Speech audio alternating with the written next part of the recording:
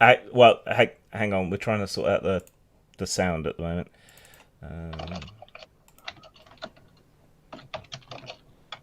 There'll be a recap for millions withering fans. The sound at the moment. And everyone will be attacking the Bastille. Everyone will be a recap for millions withering fans. Have fun storming the castle. Okay, can people watching hear us? Fans. Fans. Have fun storming the castle. That was some digital static. Okay, That's can better. people Can you watch? Okay, can you hear everyone or just me if you're watching? Yeah, let me know if you can hear my voice. I'm broadcasting now. You're fine, John.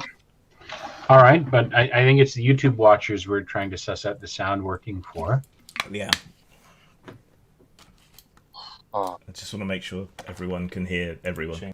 Suss out the sound. So why don't we have everyone give a call? And I'm here. Hopefully my sound's broadcasting. Jack, why don't you pop up next? Everyone can hear everyone. Suss out the sound. You're on mute. Why don't we have everyone give a call? And okay. Yep, it seems to be working. Okay, sorry about that, everyone. We had a power cut here the other day, and I guess it just reset everything on the computer. Yeah, so I don't know why we didn't notice before, but hopefully that's fixed for everyone. Sorry about that. I should probably give a recap then on what's going on, since no one heard what was going on. Right, our merry band of heroes and misfits have been called by their magical swords, the swords of Valandar, to face some sort of final peril that is threatening Ellisland.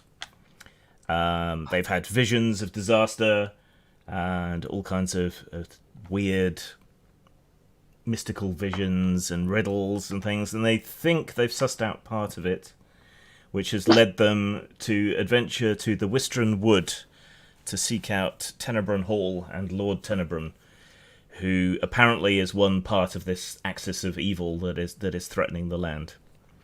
They travelled down to the Wistron Wood, following the river, and found a village that was crudely barricaded and abandoned, or seemingly abandoned. When they went into the village, there was nobody there apart from one person, a disabled Crusader veteran, who had died trying to get out. Apparently he'd been left behind from whatever happened to everyone in the village. They took shelter in a chapel, which was disused and dilapidated and fallen apart, long before the village had been abandoned.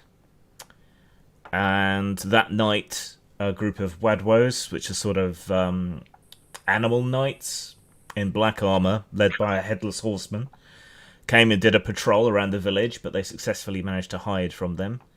The morning came around. They have begun to venture into the woods to seek legendary Tenebron Hall in the Wistron Wood.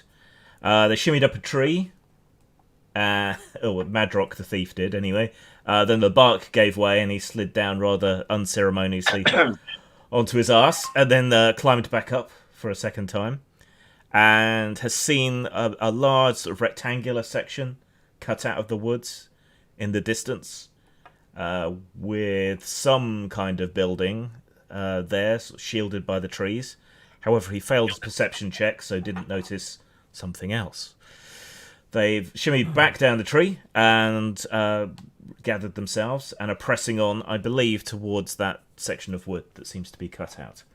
So hopefully everyone's caught up, everyone can hear everybody, and we can now press on.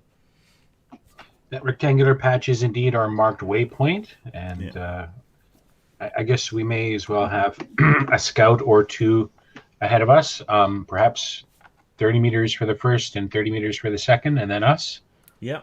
So who's going to take the point at the very front, the very lead? I guess it's either Cesora or Madrock. Yeah. Or Sir Elaine, I'm not sure. Well, Sir Elaine's not very stealthy in his armor. Do we want to be stealthy or not? I thought Zoro was the man for the most of it, but if If he's not here, I'll do it. Has he disappeared again? Perhaps we'll have Madrock out front, and then how about myself and Brother Abbas, and then the rest of the troop in the rear. Do I not have a say in this? Ah, you're back. I've been back. I've been listening to you guys for the past 5 minutes. Why didn't you say anything? I was just waiting for Sir Lane to say, it says, oh, the path is all yours. I was just waiting for him to say that, but he didn't say anything. Okay. So whoever's in the primary lead, what is your stealth? Well, my stealth is 26. I don't know what Madrock says. What is Madrock's stealth? 19. A lot less. Despite rooms So to do you want the me to go contrary, back? I'm not a thief. Knave. Hey. Sorry. Mine is 18. 18. Right. 18. Do you want me to screw up ahead, Sir Lane? Do you want me to screw up ahead? Path is yours. Thank you. That's better.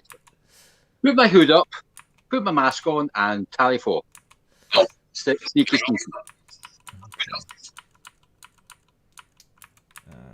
Where's the creatures gone?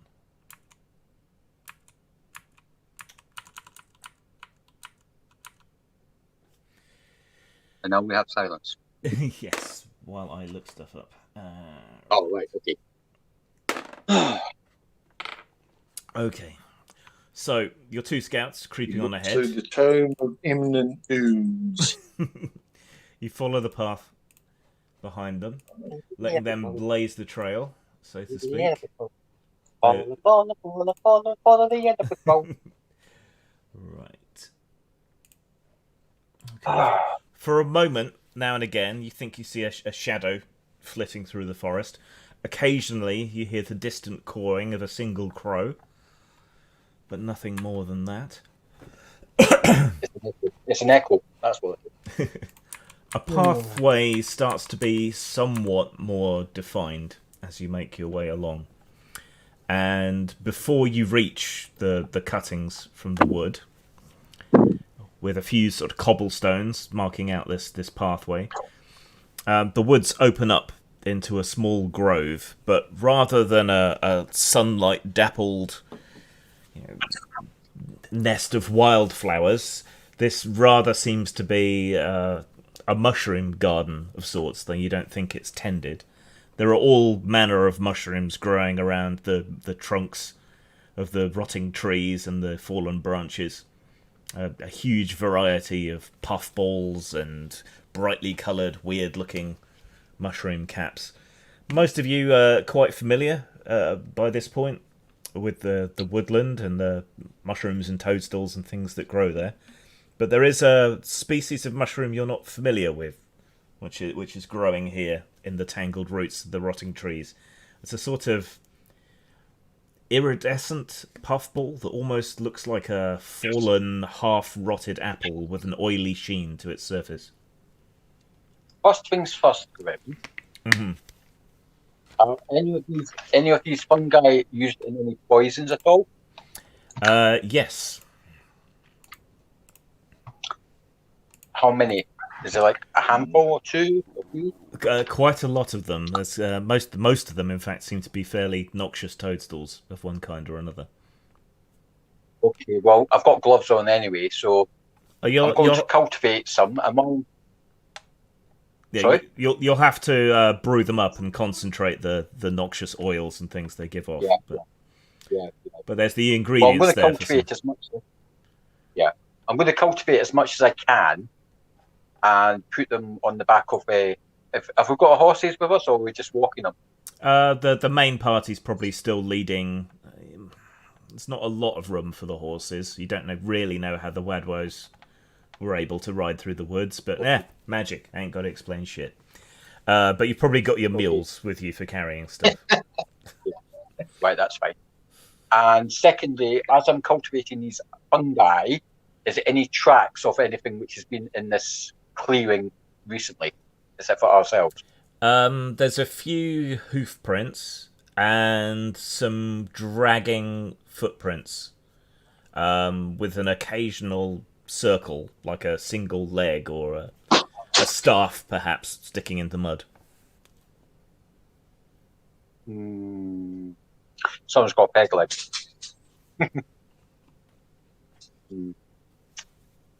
Oh, which way do the actual tracks lead? Does it lead in the general direction we're heading, or is it in a alternative direction? It looks like very well, as far as Alain can make out. It seems like various patrols or trails have kind of come together here. So this must be the main path from which patrols or whatever head out into the woods. So it's like a gathering point then. Yeah. I mean, the woods. Okay. The woods are pretty dense, despite being mostly dead. So this clearing is probably the last sort of place any reasonable number of people can gather easily in one space. Now, I know I'm not a botanist, and I'm not a green-fingered variety. Damn it, Jim! I'm an assassin, not a botanist. Yeah, I know. But what's actually killed the trees? Does it just neglect, old age, or?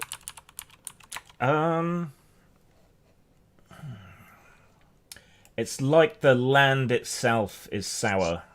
Sorry, it's mycology, not botany for mushrooms. Oh, yeah. Precision in language is all important. Sounds like that.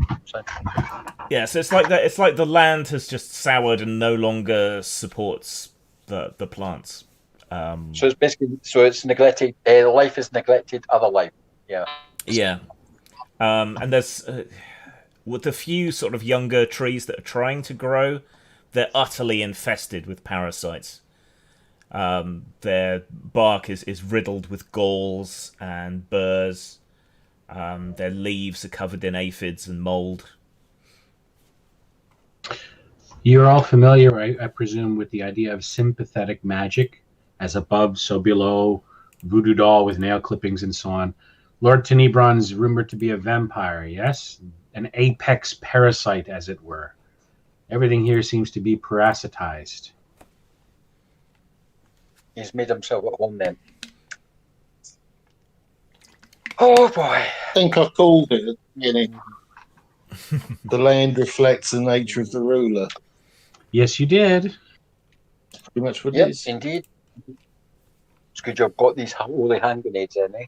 I just didn't have the words for it. I want to go where Cheech and Chong are That was the rulers. sash hammers. You can't go there; it's up in smoke. A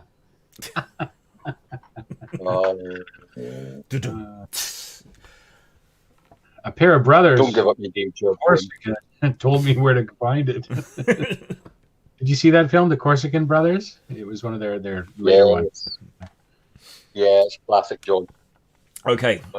Are you done here? Are you gonna press on? Do I have kind of the same idea that Zora had. Is there anything that would be useful to me that would be particularly rare to that I shouldn't give up the opportunity to harvest at this point, or? There's probably some mushrooms here which are fairly rare reagents, and you've got slightly better knowledge of this sort of thing due to your deeper alchemical lore. Many of these mushrooms are out of season, but they're all sprouting at the same time. I would gather around everyone if you would. I'd like to kind of concentrate all of our auras in one place while I cast my eyes into the ether in and around this area to see if I can maybe sense a connection. There might be a trail of sorts or an energy line connecting this place to others. This seems like it's a tended place, even though there's wild growth everywhere. It's organized chaos in a sense, if you see what I mean. So, plus I'd like to gather a few things rather safely. Give me maybe 10 minutes to gather, and then I'll read the aura here, if that's okay. And I'll mark the 2 points off, and when you're ready to maybe describe that aspect of the scene, let us know. Okay. So one issue that might, if this is tended, as you say, and you swipe things, would they not be noted? I'll try and take a few things that are shadowed under a bit of growth here, or growth there. You'd really have to purposefully go looking for the missing items to spot them, and even then, that might be just tallied up to just animal, animal activity. Mind you, a sharper eye might catch some of our footprints in the loam and whatnot here. So, hungry peasants. I don't know. Would they be able to suss out that my footwear is particularly fine and well made? You think if any hungry peasants come through this grove, they're going to have bigger problems than intruders? They're going to be tripping balls or dying horribly. Yeah, I can imagine already. Might be wise for us actually to mask up if we go this point, further in. Or both. Why not both? Right. You concentrate a moment and then extend your mystical senses. There's lingering very low level. I have a silken handkerchief. There's lingering very low level dark magic over the whole wood. We could just walk around this. It suffuses everything. Some of the mushrooms have a sort of latent magical aura. Those are the ones that tend to be used as alchemical reagents and so on. The oily, iridescent mushrooms have a much stronger magical aura, as though they're inherently magical in and of themselves. You hear the caw of the crow, and as you sort of can't help but glance up and look, you don't see the crow itself, but you do see a trail of a fairly strong magical aura that it leaves behind it as it flies over you and then turns away. What direction is it flying in? The way to the clearing.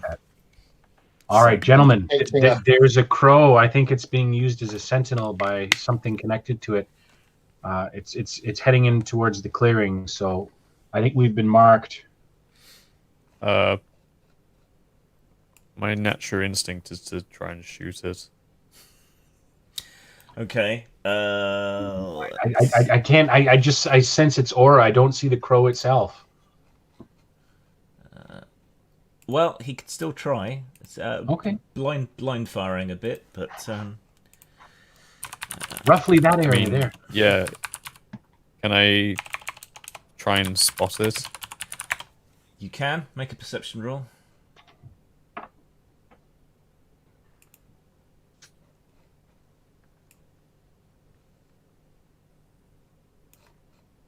Oh, I got that one. Right. So you ready your bow and sort of look up through the gaps in the trees, and then you spot the crow. Killing it may anger its owner, though. I mean, it's almost certain we've been spotted through its eyes. I'm just acting. You just said to me, "Oh, we're being spied on by an agent of this thing," and my natural instinct was to shoot it.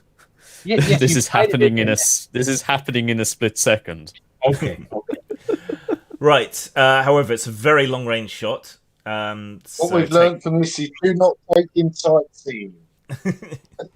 Take 9 away from your attack and roll. Let's have a look. My attack. I can make this actually.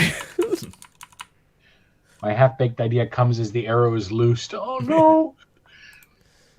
Oh, I did hit. Oh dear. Okay. Right. So, roll for armor penetration because it's not a natural crow. Let's have a look. Please tell me it's not. My armor penetration with the bow is E6. Okay. So I may actually not get past armor. It's one tough crow. If it has any peers, I wonder how long it'll take to count them all. Unless I roll a 5. Which... Yeah. Okay. The arrow flies true and strikes the crow in its breast. It flaps around and around and plummets for a while, and then sort of struggles back into the air with the arrow sticking out of it, and passes out of your view towards the house. Any normal crow should have been slaughtered by that hit. There's no normal crow. There's a coax.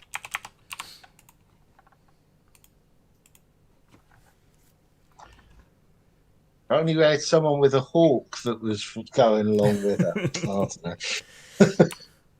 Come, let's go after it. Was it hawk? In There's addition a- to the elk, It's there an was a eagle, I think. bird of some sort, wasn't there? Yeah. I'll hike up my skirts Yeah. and kind of, half jog, half pounce, half gallop, human gallop after Sir Elaine. Okay.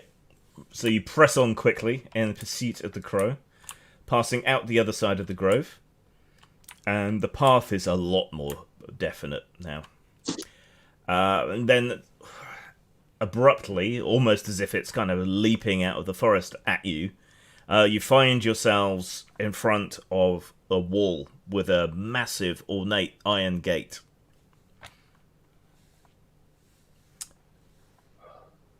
The gate is specked with rust, but doesn't seem to be neglected in the same way that the wall and the forest itself is. The Are the wall, hinges greased? you think it's got some magic to it that's stopping it disintegrating completely. The wall is completely natural, but the mortar has long since crumbled. What's holding the wall together seems to be ivy, which is one of the few plants you've really seen thriving around here. It's twisted through and around and over and just sort of binds the wall together.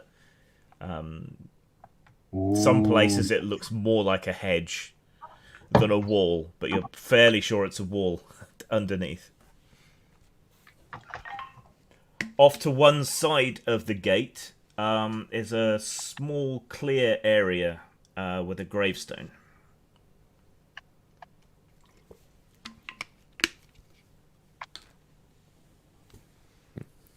I inspect the gravestone idly. Okay. So you shift over to where the grave site is.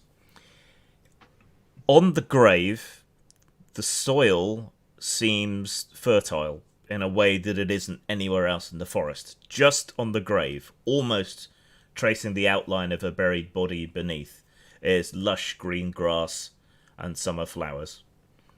The grave marker itself doesn't have any religious adornments. It's pretty much just a solid lump of stone, and scratched into its surface is the legend in the Latin equivalent, which you at least speak, I think, and it says only "a worthy foe." Bacchial. Yes, Bacchial. So scratched into the stone in fairly ornate Bacchial is the legend, "a worthy foe." Brother Abbas, if he's here, are you with us, Brother Yeah. Abbas? Yes, Do you have that silver chalice of holy water on you? certainly Can I do. borrow it off you for a sec? Yes. Okay. I'll bless the grave for him with the holy water from the chalice. Okay. You're not a priest, but the water is that holy that you sort of Yeah. replenish the blessing upon the gravesite. And basically say a prayer to my God. When it Whoever- starts bubbling when you pick up the chalice. Yeah, your hand Whoever- starts smoking when you pick up the chalice. No, Yeah. it doesn't. I'm joking. You probably follow the same true faith as everyone else, at least publicly. Yeah.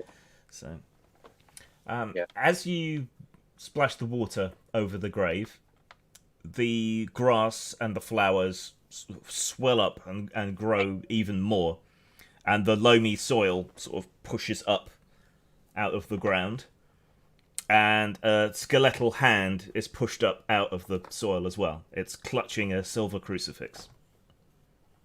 Okay, it's not giving me the middle finger then, is it? No. Can I prise the crucifix off the hand? Yeah. You can Okay. loot the holy corpse, absolutely. Okay. Does the holy chalice fill up automatically, or is it over So- time? The Holy chalice, undead now. the chalice fills up, I think Yeah. it's once a day. I think. Right. Well, I'll prize the silver crucifix from the hand. Give It's- Brother Abbott his chalice back. Might I make a suggestion? Yeah, go for it. Would it be an idea to get the priest to actually see if that's a good idea in game terms? Premonition? Yeah. I don't know. Does Abbas want to vibe the grave or something? I mean, looting the dead is. I don't know. I can certainly try, yes. Just see what my vibe score is. I think I'm only my volunteering you because you're the only one that can do this. To the naked eye, does the crucifix appear tarnished or weathered from its contact with the natural, The alkaloids crucifix, in the ground? the crucifix and the chain are both completely untarnished. Made the roll 39. And it's a skeletal hand, yes? Yeah. It's rotted all the way, no flesh Yeah. left on it. Okay. Yeah, but the That's bone, unusual. but the bone is pure white. The skeleton doesn't seem to have degraded. The flesh has rotted away, but the bone is pure white. So laying hands on the grave and on the crucifix, you concentrate a moment. You get a feeling of righteous wrath, but not directed at you. You get the feeling that this crucifix is a gift from beyond the grave.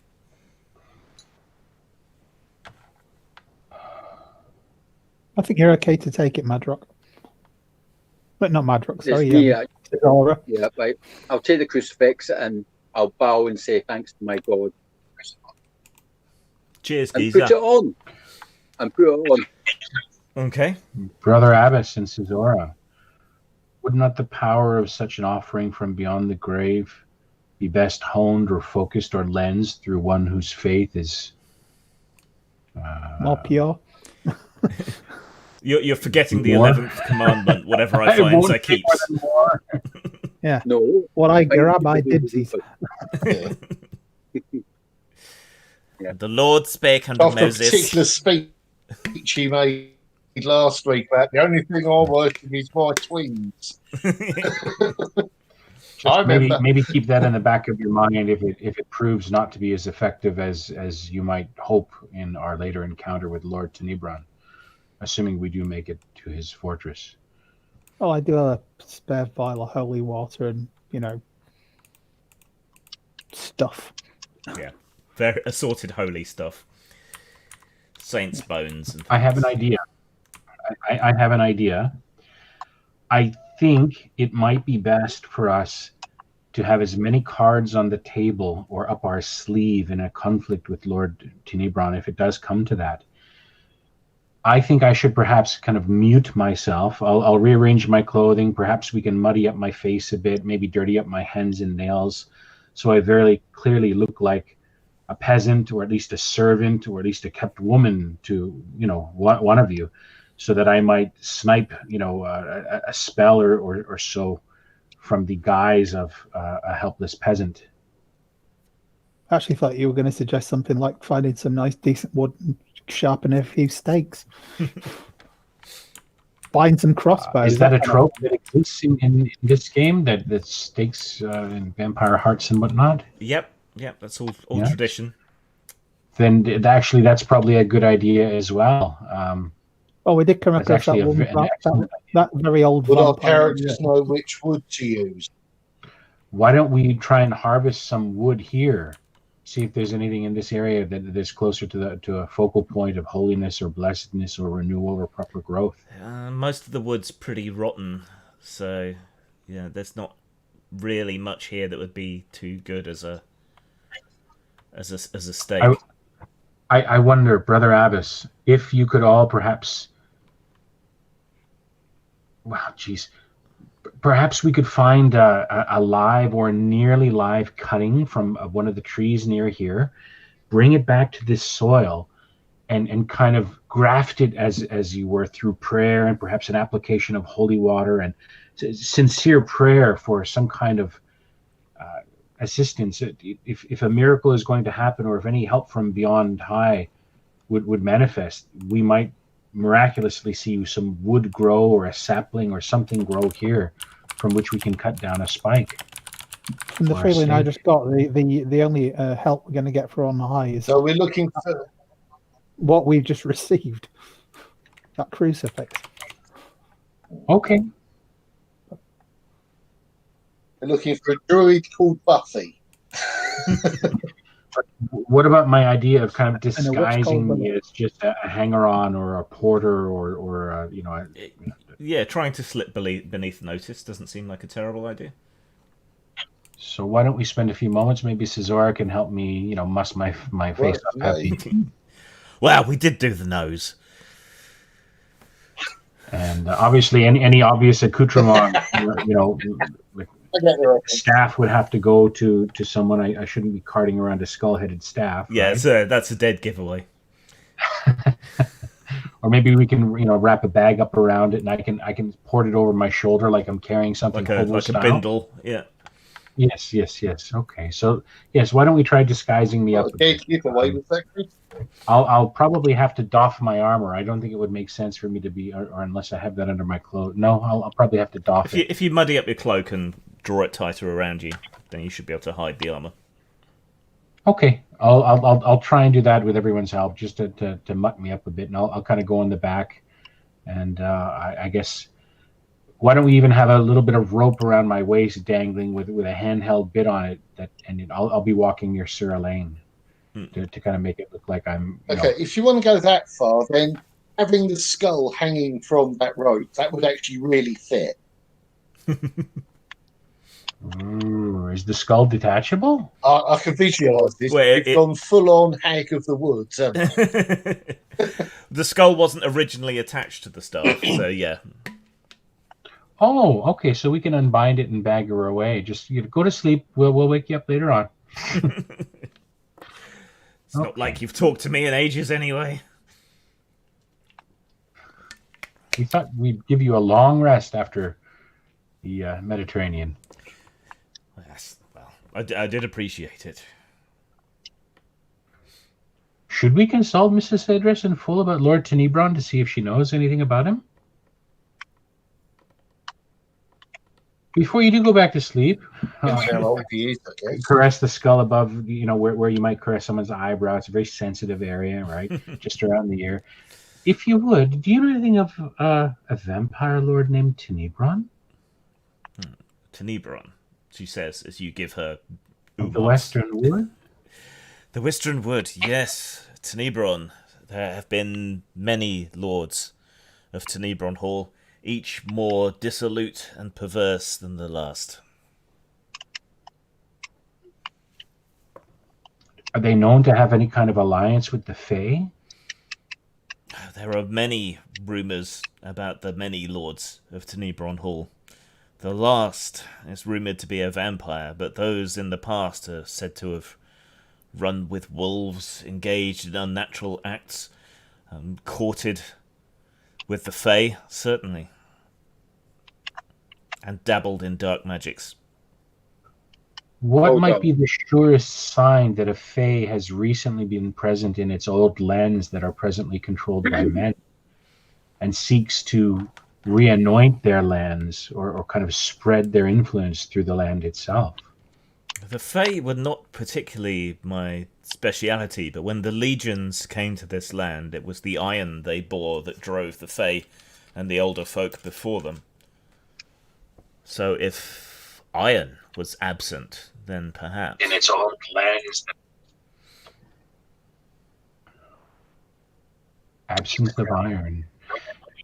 Is it wrought, you know, man-wrought iron alone, or is there any connection to natural iron in the soil and the rock? It is only worked iron that seems to truly harm them.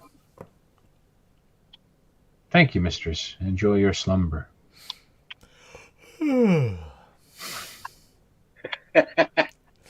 And when Mistress Eddis goes to sleep, all of her friends go to sleep too. No. Okay, so Meanwhile, I'm trying to kick the gate down. You are? Okay, right. You stride up to the gate and give it a powerful hoof. It makes a loud clang, which reverberates much longer than no. you thought it should reverberate. And it's iron, so absence of iron, there might not be any Fey near here now. There come sounds like snapping bolts from the gate, and it starts to buckle and twist on its hinges.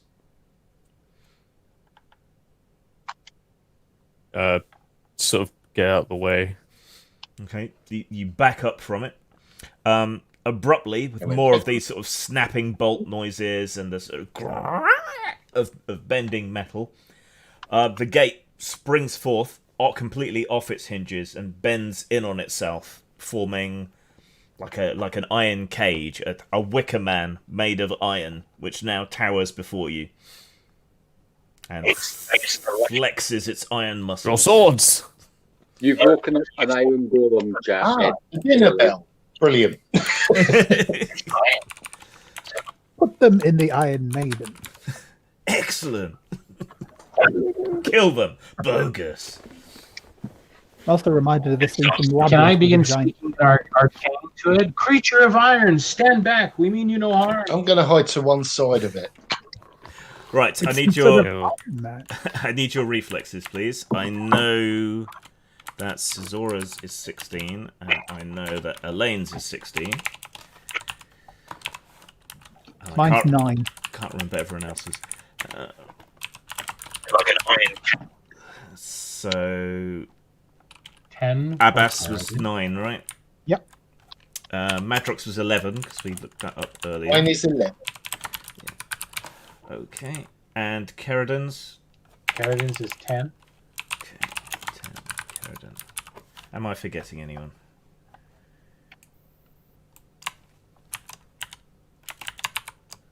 One, two, three, four, five.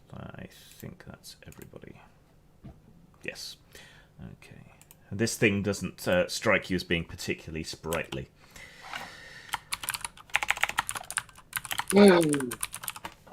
Right. So, Cesora, you're wearing lighter armor, so you're slightly quicker off the mark than Elaine.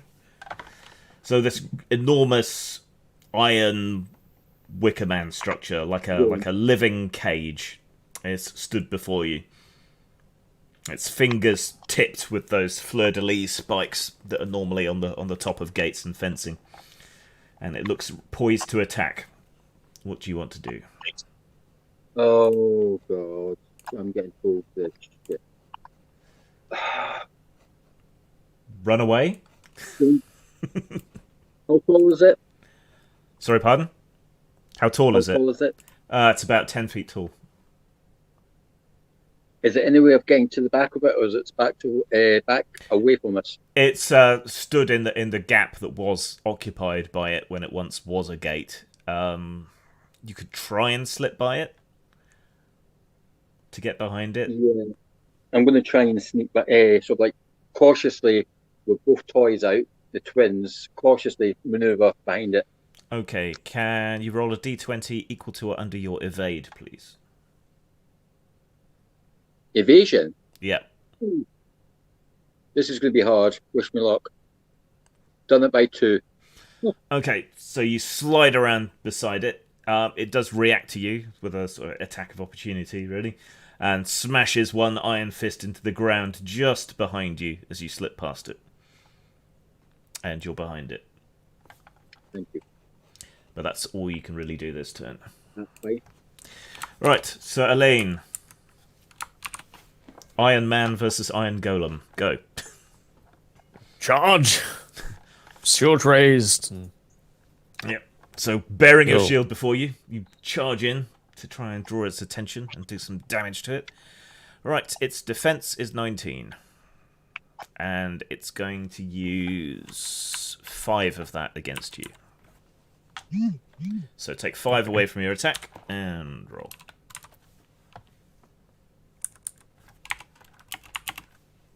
Let's have a look.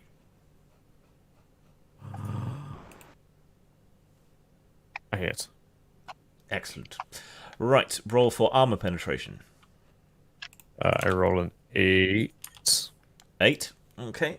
So despite it being made of supernatural iron, you manage to hit it strongly with your Valandar sword, which seems to cleave through the iron without too much problem. Roll damage. 10. Okay. And Valandar's steel cleaves through several parts of the iron, and the whole thing sort of bends slightly to one side, so it's now moving around lopsidedly. And the iron is continuing to bend with every movement that it makes. So you've struck it a fairly telling blow, but it's still going. Madrock.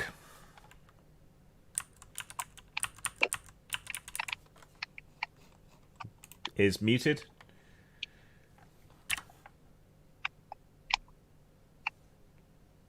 Now, I'd already stated I was by. Oh, shoot, sorry. What? Sorry about that. I didn't realise I. Right. Yeah. So you didn't hear that when the gate, when he went up towards the gate and the noise went out, I said that I was going to the side. Okay. But obviously I was muted, so. Yes, so we didn't hear that. Okay, so yeah, but we'll let that stand. All right. So you're close to the wall. As it springs to life. Yep. I just want to check to see if there's a weak point that would be, or hit the same place that the knight did. Where Elaine struck it is kind of the other. I'll take an action to analyse. For analyze, okay, so that lets you learn some of its stats, doesn't it? I think. Oh no, it's not a skill or anything. Oh, isn't it not? So you're just going to try and gauge it. Okay. Roll d20 equal to under your perception. Rather than just charging in. Yeah. All right, yeah, it's warlocks that have the assess skill, isn't it? Okay, yeah, so roll d20 equal to under your perception. And miss. Okay, it's a big iron giant, and you're very scared. 9. Should have worn. Oh yeah, that's a given. Yeah, should have worn the brown pantaloons. Always. I made it by 3. Okay. But really high perception. So where Elaine's damaged it is on the opposite side, so that's not somewhere you can get to it. But if you damaged it on the other side, that would weaken its whole central structure somewhat. You've never seen anything really like this before, even though you've seen statues and things come to life. This seems to be some sort of unique magical construct. There isn't a hatch on the back where someone's inside it or anything like that. No, there isn't a little goblin pulling levers to maneuver it around or anything. No, it's an empty cage. Right, yeah. Little guy without goggles. I'm going. That wasn't. It's an invisible goblin. Is what he said. So all done then. Yep. Okay. Caradon. I would like to just in a flash of all this action, does it look like it has anything approximating a head or a sensory nexus or anything that might give it personality or reflections of a mind? Does it look like a Disney cage come to life, or is it animated? Is there a set of runes glowing in one part? Is there a heart? Is there anything that would give me the idea that it can be talked with? It does have a crude sort of shape of a head. Okay. But you think it's sensing from its body as a whole. You think the whole thing is enchanted. So there's not actually any sort of central part to it. It just happens to be shaped like a person. Okay, I'm still going to take a stupid risk and just kind of jump back and throw my hands up and just say, Golem of Iron, we startled you. Step back. And I'll just back away from trying to think, what the hell can I do if that doesn't work? And it's probably not going to work. I don't expect it to work, but it seems impervious to your charming imprecations. All right. I figured there might be a slim chance, given that it was a gate in front of what looks like a church burial ground or something. So, all right. So, Abbas. I will try and Mystic Blast it. Of course you will. Who needs swords when you've got your mind? Okay, so make the psychic exhaustion roll, and then its evasion is 6. Okay. You send more every week. Sorry? What did he say? I think he said. Yeah. Something every week. I vaguely heard him say you assemble every week, but then his video feed kind of froze. I think it's just mocking you for using Psychic Bolt constantly all the time. But it is so effective, I don't think you can be it's the blamed. best spell. So, did you It makes me succeed? think. Sorry, I was just. I haven't read the roll yet. Sorry, just a second. Okay. I couldn't remember a percentile or D20. It is D20. D20. Under 15 for a level 5. And I am exhausted. No. I rolled a 16. I think Kerrigan has some replenishment potions, But but the spell still works anyway. yes, so its evasion Well, is 6. 6. Speed is 16, so under 10. And I missed. I rolled an 11. Okay. So startled and put off, and feeling your mental circuits burn out, your psychic blast misses the thing entirely, and instead blows a fair-sized chunk out of the wall instead. So there's a lot of dust and fragments of ivy now fluttering through the air. Holy walls, Batman. Yes. And a faint smell of ozone wafting out of your ears. Right. So that leaves the Gate Guardian. Right.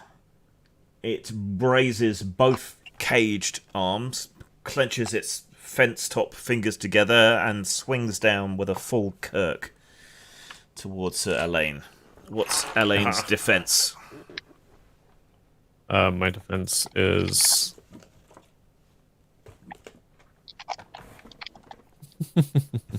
A number? 20. 20. Ay caramba. Nonetheless, it manages to strike you. What is your armor rating? My armor rating is 8. Oof. Right. Its fists strike your helm and ram it down onto your shoulders. Your feet are knocked a good 2 or 3 inches into the ground like a tent pole by the blow, and your armor reverberates like a bell. But your armor manages to resist the harm. You're just going to have a bit of a headache. Ah, damn! Curse your magical armor.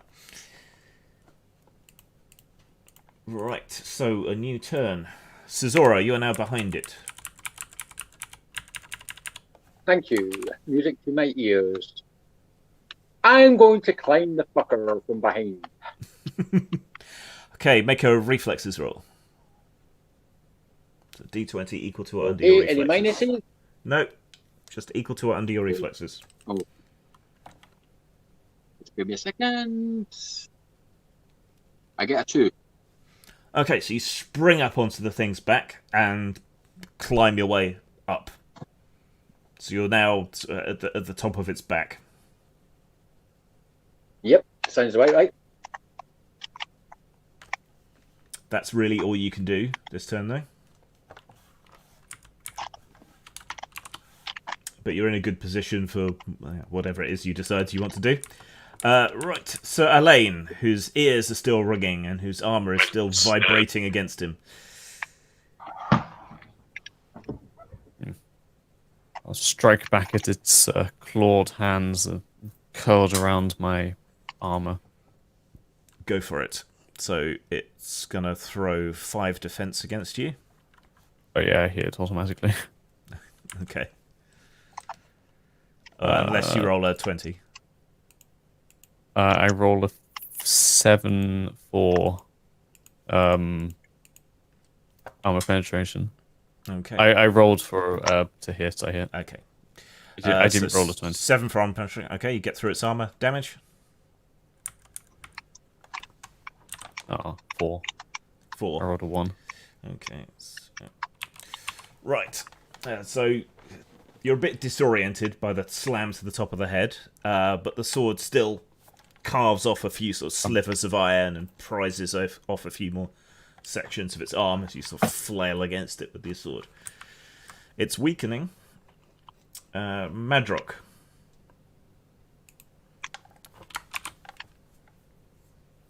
Who's muted?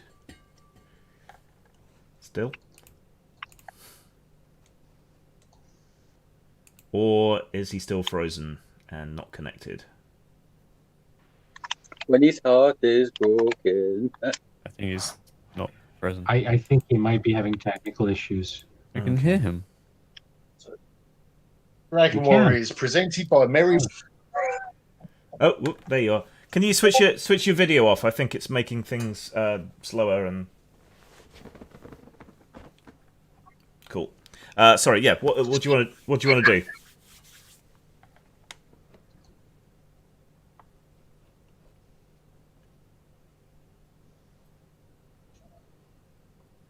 Hello? I can't hear him anymore. I think he's gone. It keeps cutting in and out. Hopefully losing the video will make it work a bit better, but Might we take a 2 or 3 minute pee break? I do literally have to go, and my dog is also losing his mind at someone at the front door. yep, 3-minute bio break. I'll slap the Thank you. I'll slap the weight screen on for a bit. Sorry, you're talking to me. Sorry, no, you kept cutting out. I didn't know who you're talking to. Oh yeah, Sorry, you I- go nice to us. I thought- We're just going to take Right, yes. a couple of minutes break. We're just going to take a If couple of there's minutes a break. moving part on.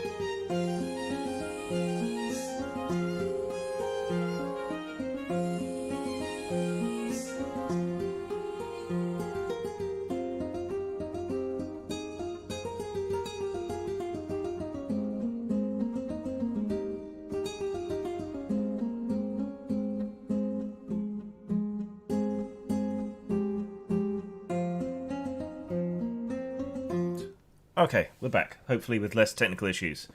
Right. So, Madrock was saying something about coming in from the side to attack it? Going for the legs or something? You're muted? No, you're not. Oh, review the names. So, Madrock?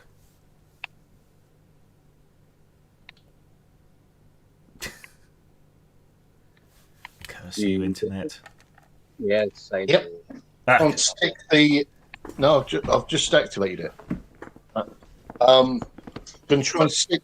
Yep, gonna try and stick the sword into the side of his knee. Okay. Try and jam. It's going to Am spend... I still not coming through? We can hear you now. I think there's just a bit of a delay. Any better? Yeah, it's better now. Right, it's going to okay. use five defense against you, so take 5 away from your attack and roll.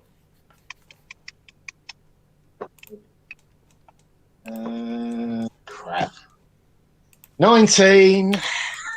It's not, The not chamber pot that is my life up in itself once more. We are as genitals to the gods. They play with us for their sport. Right, you charge in from the side, but it seems to be aware in all directions, and it just swings out an arm and knocks your ineffectual blow to one side. So, at least you used up some of its defense. Right, Kerridan. I will draw my Valandar blade and gingerly try to step in to support Sir Alain so that I might strike at it or ward his back or side against any, let's say it splits its arms apart into a multi-directional stab or something like that. I'll just kind of ward. And if I see an opportunity to take a blow in at it, I'll do that. Okay. So you're sort of guarding Alain's flank as best you can and ready to take the opportunity should it present itself. Yes. Okay. Brother Abbas, with smoke still pouring out of his ears. I will draw my Valandar sword and try and hit it with it. Okay. Take The 5. old-fashioned way. Take 5 away from your attack and roll. So under 11. Yep, got a 6. Okay, roll for armor penetration. That looks like he uses sword. I can't remember. It's D8 plus 2, isn't it? Yeah, same as the. Should be +3 now, the Valandar sword. Oh, right, yeah. I don't think mine's been updated. Is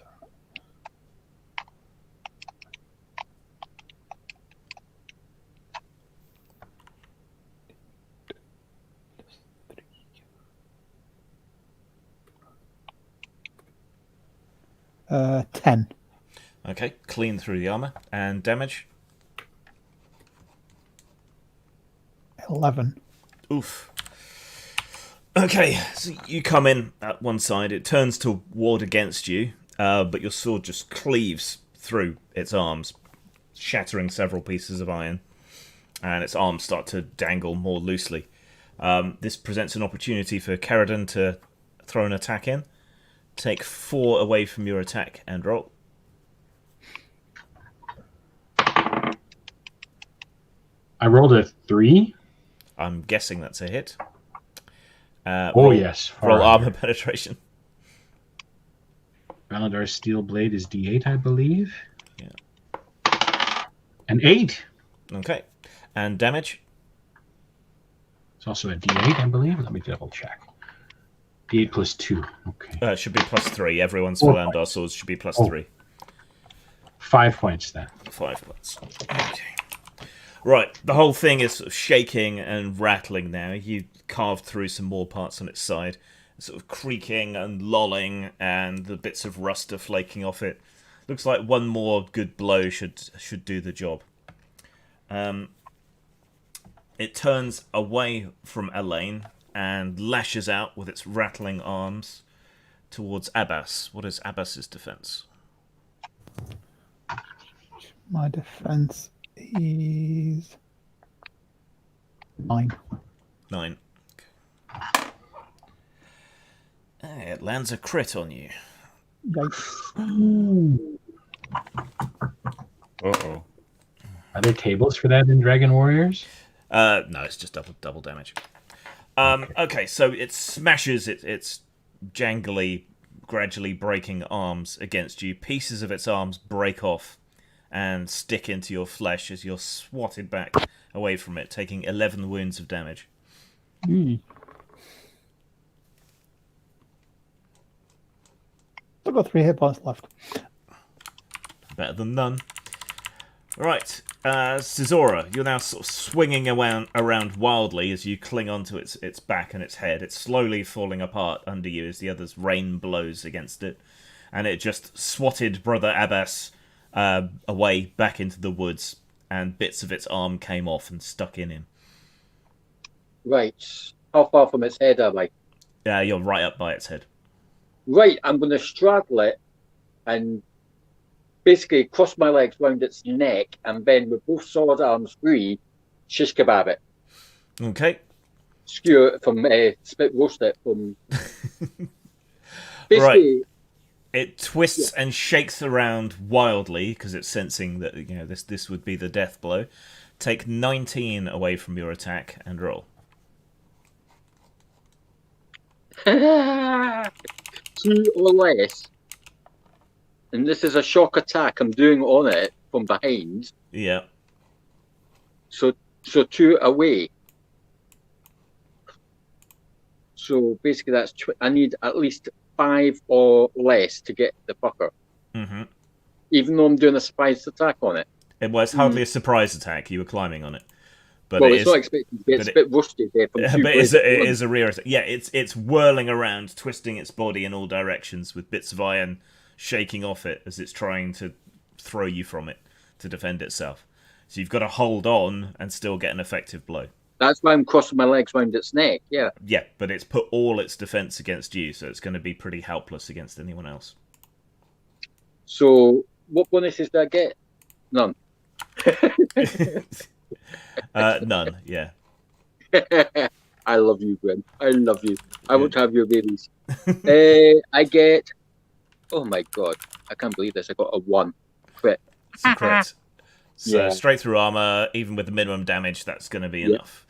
Okay, Yeah. so while it's swinging around, almost throwing you from its body, you jam your swords into its head frame and twist the swords and wrench the iron apart. Bit by bit, it all falls apart and scatters down onto the ground. And I'll look at Serlin and say, happy? Verily. I told you I'm getting too old for this shit, Serlin. Especially I'm getting too old for your shit. Going up to a gate and say, honey, I'm home, and putting it in. God.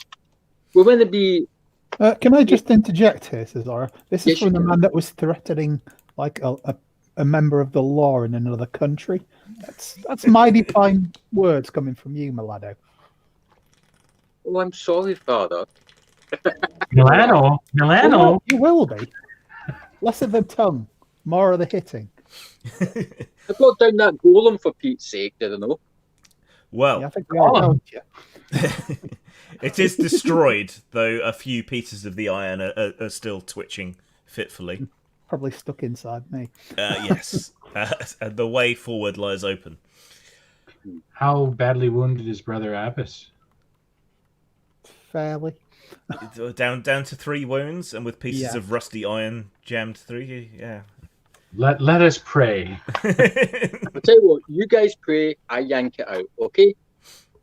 I hope you mean the iron when you say that. Yes, I'm on about the iron, yes. Okay. He's going to pull me off. What?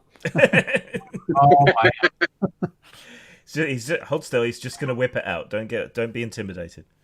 heavens. Where's I'm my already spoken for. I've already got... I've heard of saber tossing, but this takes things to a whole new level. Wait, that would involve Count Dankula. He's only a brother, so it's not bashing the bishop. I think a healing potion might be in order instead of me expending my own arcane vitality. Okay.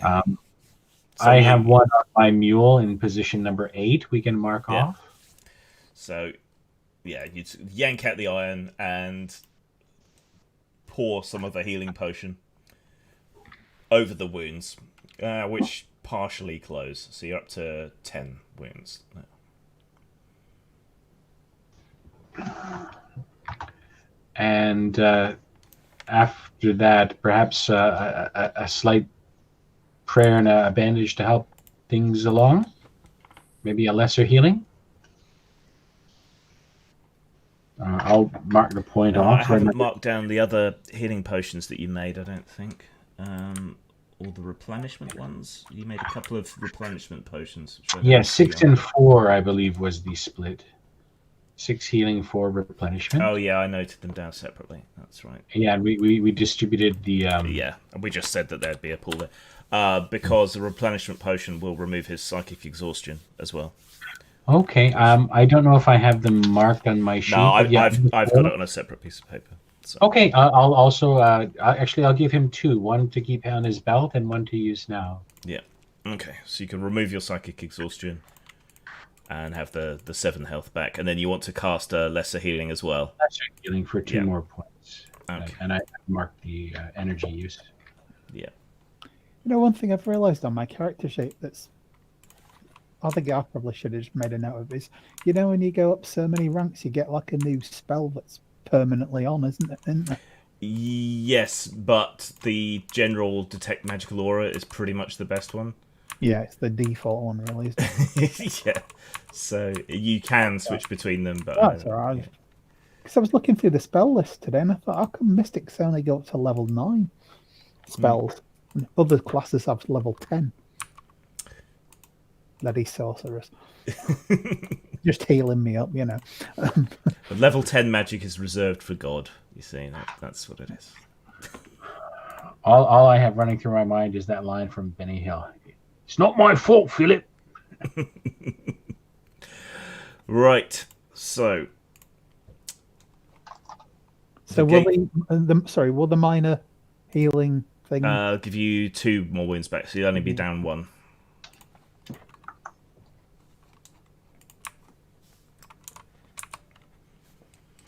The gate is open. Yes. Go. All right. The gate is indeed open. Right. Through the ivy-shrouded wall, you pass through into what appear to be the grounds of a grand manor house. And it's a very old style. The gargoyles that adorn its corners as waterspouts have been worn down, so it's been here a long time. It's truly weathered. It was clearly once a grand old pile, but now the emphasis is more on the pile than the grand. There's an avenue of dead trees leading up an overgrown path of cobblestones and gravel up to the front of the house. There's a courtyard, and the house forms a sort of bracket around 3 sides of the courtyard, and in the centre of the courtyard is a rather murky-looking fountain. The building itself, while it is a dilapidated pile, still looks defensible, and the windows have all been bricked up.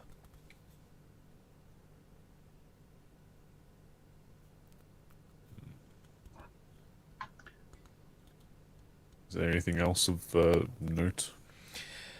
The grounds, they look like the house that they were once very grand indeed, sort of laid out with gardens and beds of flowers and so on, but it's only kind of vaguely visible now because all the plants are long dead. There's just this avenue of dead trees for the most part. Down one corner of the grounds, which are all surrounded by this high ivy-shrouded wall, is a folly of some sort, but it's also overgrown and difficult to make out. Could you say that again? You said a folly? I'm not folly. Sure. What is that? Folly is like a little architectural thing that a lot of grand houses have in their gardens. They're just kind of pointless little buildings. It's like a gazebo. Yeah. Okay. Let me see if I can find any references for you. I'll have a peek on Google. Is it spelt like the word folly? Yeah. So if you search folly architecture, It's like people built things like tiny castles or giant stone pineapples or copies of ruins. There's a tower on Shooter's Hill that's a folly. I understand now, and I know why it's called a folly now. It's just a silly little thing. It's a whimsical little decoration. Yeah. A whimsy or a folly. Okay. I think in the Soviet Union they called them monuments. Yeah. Yeah, rich people with too much money and architects with too little to do, basically. Before they invented Harleys and cocaine. Yes. Now it goes up your nose instead of into your garden. What I want to ask, the plants, are they just dead here, or have they still got the same rot and everything that's on the out? The same rot and everything. There's a few shoots, but they're all diseased and covered in parasites, same as everywhere else. It's just fungus and rot and parasites, and yeah, if you knock over a stone or turn over some earth, it's writhing with insects. So it's life. Don't want it. Pure protein. Life. Don't talk to me about life. Okay, well, if we're going to go poking around in there, how about if we take the bricks out the windows first? Well, it's obviously been done to protect him. That's a fantastic idea. Are they held together with ivy, or are they?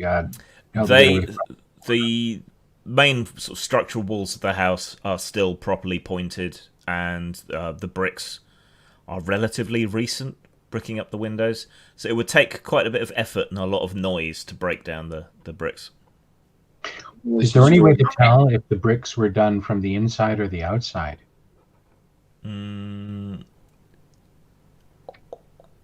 You think they were done from the inside because the mortar on the outside is less tidy, or you assume it's less tidy. It's not been particularly well smoothed or made presentable. Thank you. Well, the city we mostly live at, we've been spoiled for architecture. Yes, it's rather grand, is Pheromane.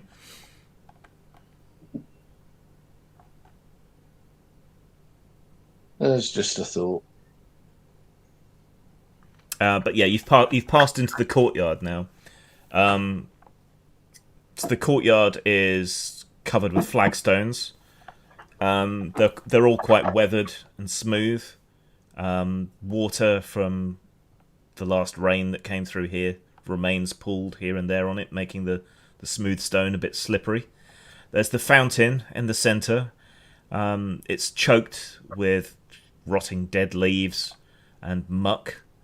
The figure in the centre of the fountain, which obviously isn't working, there's water collected in it, but it's thick and mucky. What? What? It's some sort of statue. Yes. Draw sword. Right. Yeah. The statue looks like a dancer balanced on one foot with a leg out behind her and blowing a trumpet. But she has bat wings instead of the more traditional angel wings. Sir Elaine, do you have nightmares of statues? Experience. You and I both know that thing is coming alive.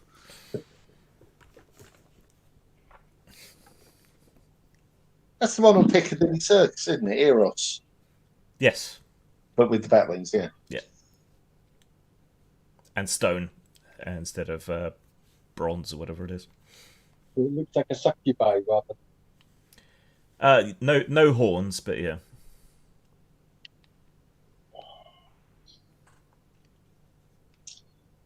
Okay, what about the folly?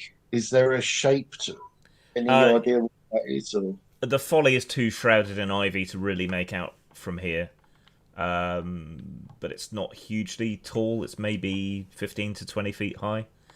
And they look to be some sort of stone columns, but it's quite a way away from where you are. Can you all make perception rolls, please? Yes. 8 by 8. 888. Oh, I made it just on the nose. Well, so think I long as one of you succeeded, I fail. you notice a glimmer from the muck in the fountain. It looks like there's coins in the mulch.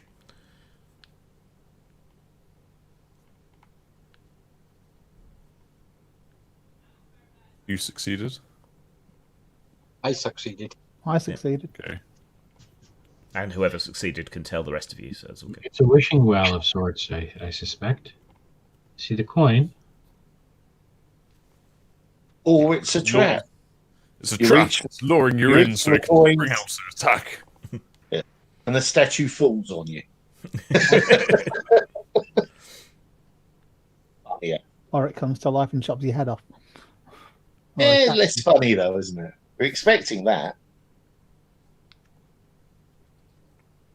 Either way, coins we don't really need. No. So we're killing the statue, right? Do you really want to think- strike at the statue? We should really get you an Yes. enchanted hammer for this time. Well, Valandar's steel doesn't blunt. Okay, you smash your sword against the statue, and shear it off at the ankle. It slides off and then tumbles into the mulch, splatting you all with mud. Feel better, Cyrilline? A non-cursed statue? What sort of sorcery is this? That was an easy victory. Do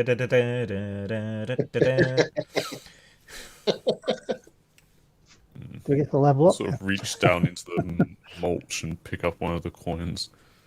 Okay, it's a gold coin from the previous king of Albion. This place hasn't seen any sort of activity in the least an age. Like you and Sally. Current law acro- doesn't need money, does he? across from the fountain, further across the courtyard, there are the grand entrance doors. They don't seem to be barred and don't seem to have been bricked up.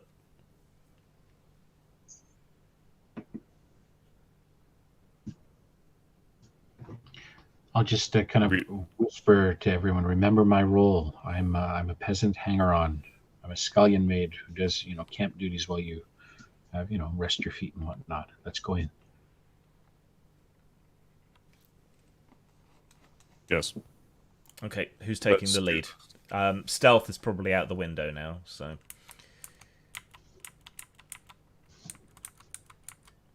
I think I'll switch my role to more lookout for things. Yeah. Look out! Elaine's about to hit something. Right, so I take it the indestructible Iron Man is going to take the lead then, with Caesura and that acting as lookout. Yes. Okay. The doors are in very good shape. The timbers look relatively new. It's iron bound, rather strong. You're somewhat surprised when you push up against it that it swings open quite easily. There's a slight creak, as if the hinges haven't been properly oiled, but it opens out into a grand entrance hall.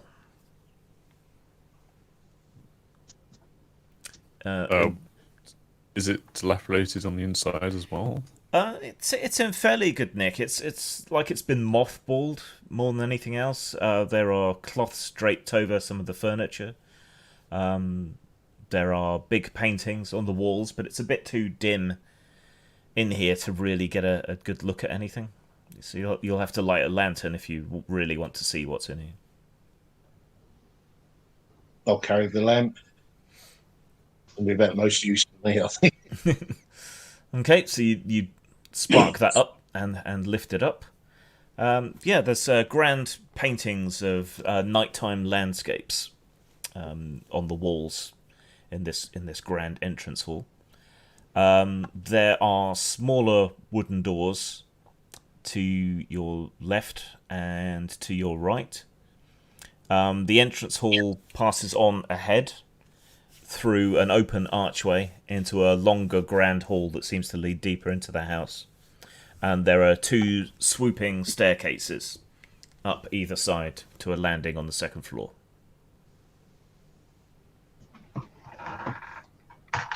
Are there any visible signs of footprints or disturbances in the dust that must be long settled here?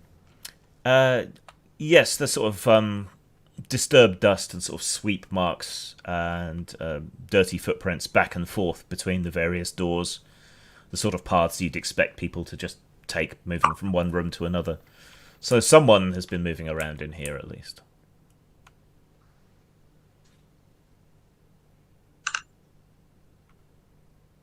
Follow that, maybe?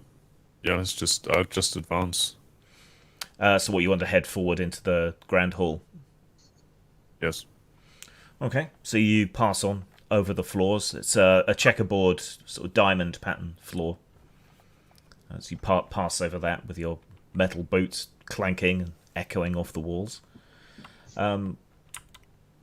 This grand hall, there's no paintings in here. There are candelabras, though none of the candles are lit, and they look pretty old and mouse nibbled as you pass by them. There are two more sets of doors, double doors, left and right, and another set of double doors at the end of the grand hall. Are they locked on any of these? Or No, they just look like they've got a lot of latches and big round iron twisted rings, so you sort of pull those to open the doors. I'll walk to the leftward door and push it open. Okay, so clank the iron and push it open. Okay, inside that room, it appears to be a library. There's shelf upon shelf upon shelf of books, but there is only one desk with a shrouded chair sat next to it, and an unlit reading lantern, an oil lamp of relatively modern design, sits on the table. Brother Abbas, this looks like your domain. speak for yourself. What's been most recently read? Is there anything on the desk itself? The yellow Yes. pages. There In yellow. One mag. There's a scattering of letters and envelopes with broken wax seals on the table, and there's a big leather-bound tome lying open. Okay. The content's not as important as much as the dates. What's the most recent correspondence? The most recent correspondence is only a couple of weeks old. Okay, so still active. I mean, Yeah, it's a very antiquated, old-fashioned hand, and the spelling is a bit off. Like an older version of Ellislandic. It's like you with your modern English trying to read Shakespearean English. or worse, Chaucer. The bastard. Yes. Okay. Have a shuffle through if anything's relevant. And the book. Yes. So quick shuffle through the letters. They seem to be correspondence around a conspiracy. So Lord Tenebron seems to have been in correspondence with someone signing their letters M, and supposedly everything is in place with the Cyclops and the Red King.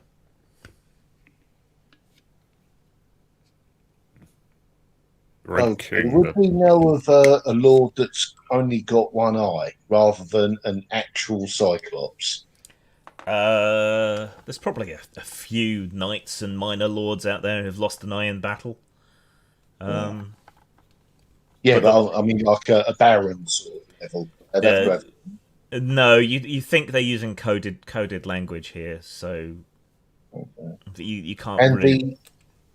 the M, does that correspond with Montombre? If it's written by him, certainly that would fit your suspicion. Okay. And the large book that's open is about dealing with dark elves. Okay, now I've come from different systems where Dark Elves mean different things. Yes, You've got the Norse ones, you've got the D&D ones, you've got... yeah. In this instance, it means more the unseelie. Right, okay. Wait, I have one more thing, would I? Either way, there's going to be some interesting stuff here. Shall I gather up this correspondence as evidence to give to anyone that we need proof? Oh, yes. Rally against. Okay. It couldn't I'll hurt. do that. And look through for secret compartments where other things might On the desk. Yeah. Okay. tradition more than anything else. Can you make a perception roll, please? The drawers, that sort of underneath the drawers. Yeah. Always check underneath the drawers. That goes without A saying. 1. A 1. Finally, it comes in, and there's nothing there, is there? But I know there's nothing there other than... You find a very small secret drawer. You have to sort of slide a couple of pieces of wood, almost like a Chinese puzzle box, and then a little drawer pops out. There's a couple of pieces of sealing wax, and a seal stamp rather than a signet ring, in the shape of a bat with a stylized T beneath it.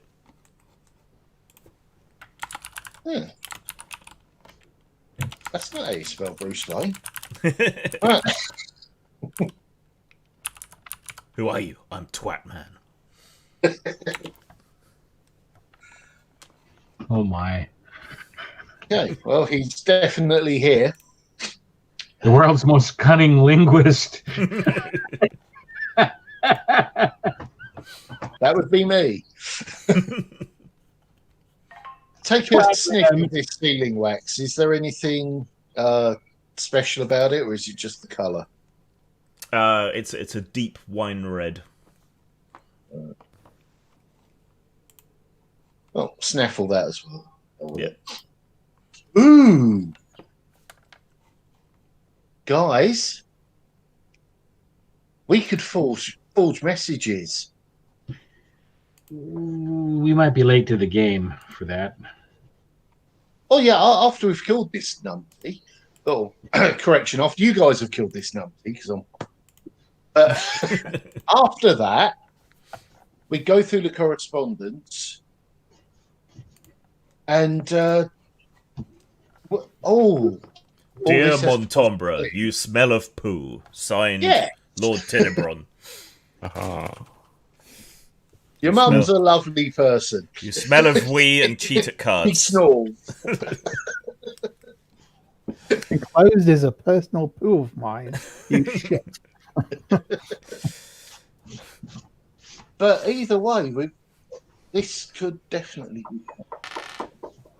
Thy matriarch be so corpulent, I haven't finished draining her yet. Thou mumma is so plump.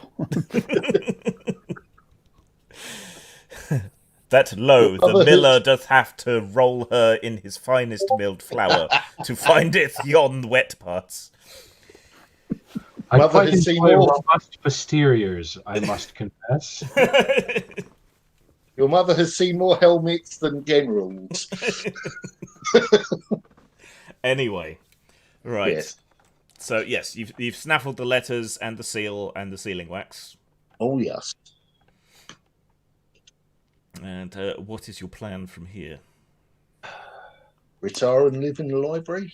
Oh, that's my plan. Sorry. What did you say about the large book that was open on the table? The book was a rather old treatise on making deals with and playing diplomacy with dark elves. Right. Apparently, there's different types of fae. This would be new to my character. He's apparently quite nasty. Well, I think we've encountered some fae in our travel anyway, haven't we? Yeah, kind of, at a slight distance, but yeah. But then they threw javelins at us or some or darts or something. Yeah, there were some elves in the forest with poison darts. Yeah, we got some of those darts. Yep. Yes, I've got one with blowpipes. Yeah, and Haven't Caesura stole their apples. Yeah, I keep forgetting to say I'm practicing with it, so never mind. Remember, Yeah, blow don't suck. not what I'm usually. Let's try. Let's try the right door. So I'm going to try and vibe it first. So you want to leave the library and cross to the other side, yeah? Mm-hmm. Okay. And so Abbas wants to try and vibe the door first, yeah? Yes. Okay, make a roll. Is there a way of doing that and still guarding yourself against? I've got the feeling this whole place is gonna. It might overwhelm you. I wouldn't Master want Knight. you to. Master Knight, I'm quite afraid. Might I have a word? I failed the roll anyway. What's I the got matter? 97. I'll beckon you down close to so I can kind of whisper in your ear. Wouldn't it make sense for easy access to your writing room to have a secret stair hidden somewhere behind a bookshelf in this chamber? Please pray for me. Do you care to check? Well, Yeah, I'll tilt a few books. okay, well, Abbas doesn't sense anything from the other side, but then the whole building has a general aura of dread. Then you have your conflab about checking for secret ways in the library, and head back in there. Okay, can everyone take 3 away from their perception and make a roll to try and find any secret doors? Scooby, No. 19. Everything's back as usual. Nope.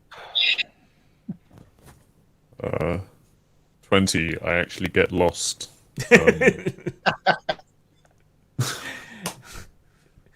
Tilt the same book over and over and over. Did anyone succeed? Yes. I rolled a 1. No word of a lie. Okay, so yeah, you all move through the library, checking over the books, looking for hidden switches or levers or anything. Keradon at the back of the library finds a bunch of books on viticulture, which seems a bit out of place compared to everything else here. You probably have a bit of an interest in wine from your home country, and find a folio that's about that. And when you go to take that book out, that part of the bookcase swings out, and there is a tiny, tiny staircase leading downwards. Oh my. Benefits of being a lush. I won't touch anything. I won't touch anything else. I'll just put it to the side and pretend I bumped into it. So yes, there is a very tiny, very narrow staircase leading down.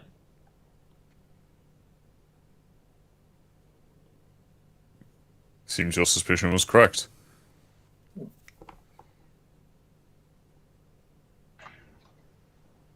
Sir Elaine, stop doing that. I'm playing a role. Stop doing what? Jesus Christ. Wait, you Nothing, mean, my lord, you mean nothing, my lord. actors aren't real? What? Ignore the strumpet. She knows nothing. I'll wink over like. Now you got it. What was it? Is anyone going to take the steps down, or do you want to go back to the other side of the hall? I'll sneak down. Let's go check. Let's Let's go check check the hall first. I mean, Okay. Sorry, you Is want to that check the where other side of the I would hall put- first, or do you want to go down Yeah. first? Okay. yeah. All right. So, make a note that that's there. Cross back over to the other door, and push it open. Right. This is a long gallery room. There are more paintings, large paintings, down either side of the room. 4 main paintings and a whole host of smaller ones. And on the far side is another smaller door set into the wall. I'm going to stumble my way over to Brother Abbas and just kind of draw on his sleeve and kind of whisper over in his ear. I know that in Faramane, when I open and close doors, drafts are set up all throughout the building. Whoever was down there, if they're smart, they know we're here now. We need eyes in our back. Pass that on. Okay. In fairness, if they're just not there,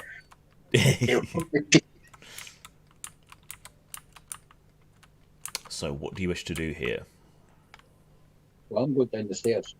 So you're nipping back across. Yeah, I'm going back downstairs. Are the rest of you going to back him up, or do you want to explore the gallery? We shouldn't split apart. Yeah, it shouldn't split up. So, big main corridor, big main hallway, door to the left leading to a library with a secret staircase going To the down. right, the gallery And then with the another right door in is the a- far end. Yep. A long gallery with a door on the far end. Yeah, I'll have a brief look at the pictures, paintings first. Okay. So is Cesora going to stay with the group, or do you want to slope off by yourself and be super annoying? Well, Faroon pissed me off, so I'm going to piss him off. I'm going on my own. Okay, well, we'll come over to you in a sec. Right. So, Elaine, you move up to the first painting. It's a great big tall painting of an archer with his bow drawn pointing out of the painting directly at you. and now he's going to kill the painting.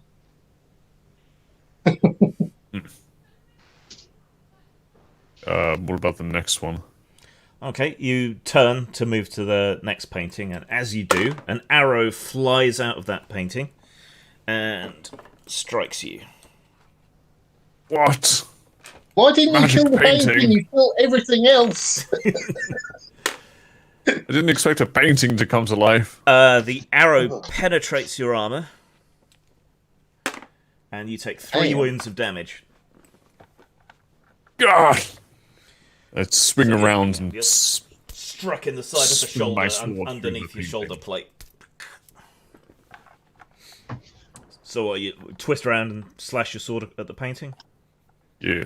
And it's the Valandar sword, isn't it? Alright, you strike across the canvas. As you're doing so, in the swinging light of the lantern that Madrock's carrying, you can see the painting of the archer, sort of the oils flowing across the canvas from position to position. So you sort of see in series like him reaching back for another arrow, knocking one, starting to raise his bow as you slash across. The canvas sort of half flops over, and another arrow flies out of the canvas, but this time down into the floor at your feet. Next stop, Hogwarts, motherfucker. Continue just tearing this canvas asunder. Okay, you just slash it into pieces, and rip the I will frame off the settle wall. for taking the other paintings down and turning them around. Okay, so come up to the side of them and unhooking them and putting them face to the wall. Okay. You hear muffled chittering and skittering noises from one of the paintings as you place it face against the wall, and you're quite glad you did. Okay, might be worth killing that painting as well. In fact, I'll do so. I will. Okay, you did Stab it in the back. stab and cut, and yeah. Where is Cesora? Well, Cesora, while you're killing the gallery, went back to the library and shuffled down the steps. So when you reach the bottom of the stairs, there is like a keg, a gigantic keg, facing you, sort of set into the wall, but it has a very small handle set into it. Look for any traps. Okay, make a perception roll. No, actually, you've got your trap sense, don't you, which is more effective. So roll your trap sense. So I can tell them. Yeah, no problem. Okay, you don't sense any traps. Does it look like it turns clockwise or anti-clockwise? Anti-clockwise. Turn it clockwise slowly then. Okay. It clips around, and the keg swings inward to the inside of a barrel. You'll have to hunch over to get through, but you can. Mm-hmm. Yeah, the contortionist has happened. Yeah. Yep. And at the far end, on the inside of the barrel that you're now crawling through, is another little handle. And does that go clockwise? It also goes Widdershins, anti-clockwise. Okay. Do it quietly anti-clockwise again. Okay. It clicks open. You can't really see much because you don't have the lantern. Can I use my sword of Valda as a light? No, it doesn't glow that strongly. Oh, damn. I thought it was like a lightsaber. You do have your own lantern. Yeah, I do. Okay. I'll light it. Right, so you light your little thieves' lantern and lift it up. You seem to be in a wine cellar. There are many, many row upon row of bottles, many of them covered in dust. Can you make a perception roll, please? I get 7. 7? Okay.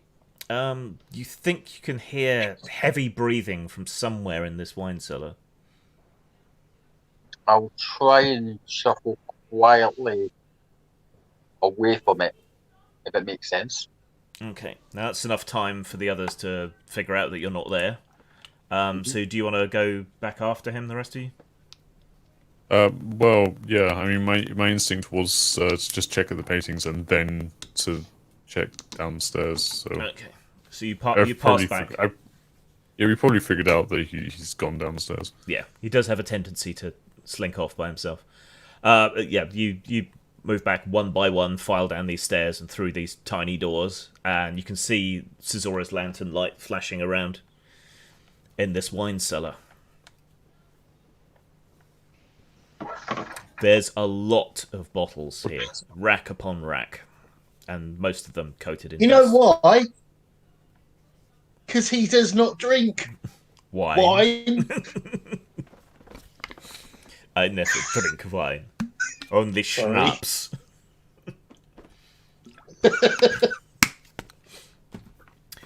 Okay, do you want to catch up to Caesora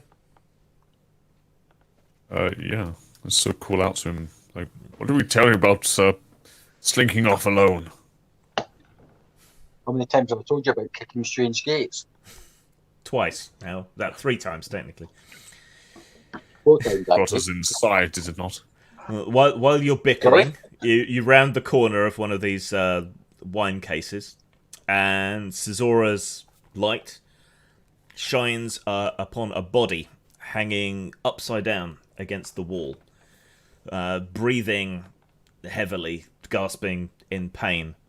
There is a sort of metal tap hammered into their neck, and they're bleeding out into a skull-shaped cup. Oh no! Which is then draining He's further. Jewish as well.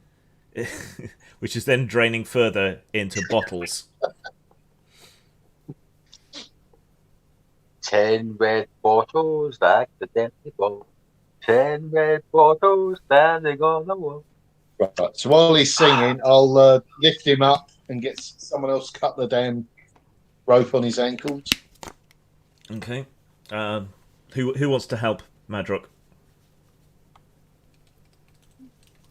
Anyone? So I I'm will- not as strong as I'm making this look.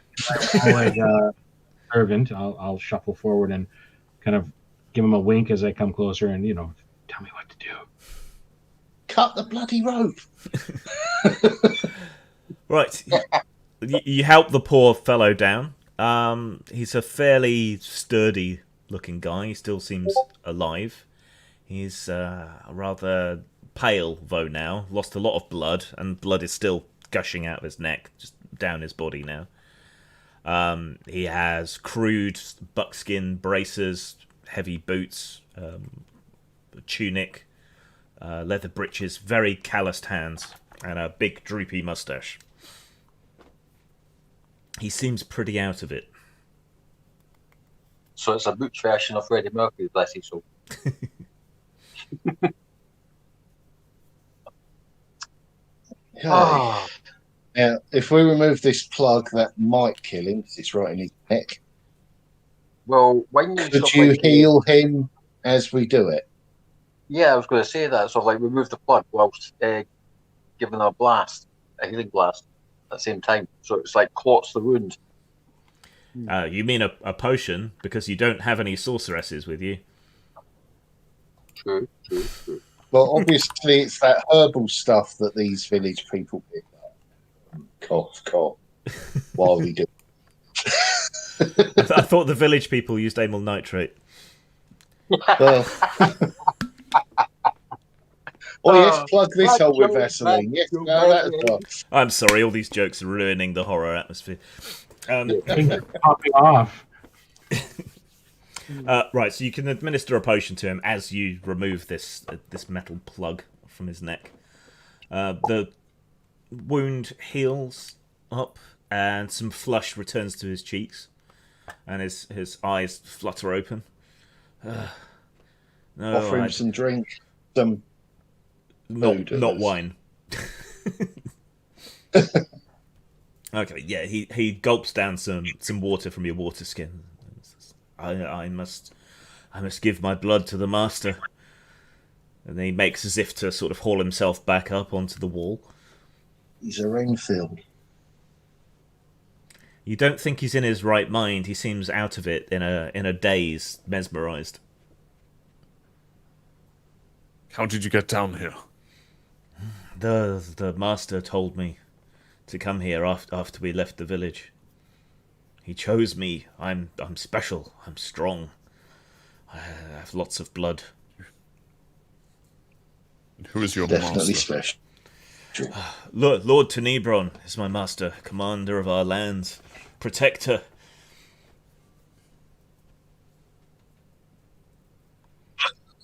I will serve him twice, in life and in death.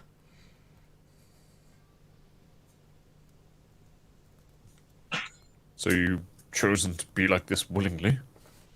The master commanded me, and I wish to serve. He's reaching for your belt, trying to get your knife. Slap his hand away. Well, you're in luck. He's decided to give you a day off. He has? You bring word from the master? I do. We were sent to retrieve you. You've done very, very good work. Then I must return. He's told you to rest up. To rest. Yes, I am tired. His eyes slowly close and he drops off to sleep. Right there and then. Good lad. Very quietly. You'll been here for them. Just put him out of his misery. Why? What use does he The serve poor for us? sod's been controlled. Hang on. He's a normal, innocent guy that's been controlled. We're here to remove the person that did that to him. He's been mind trapped. He's been conditioned to work for the master.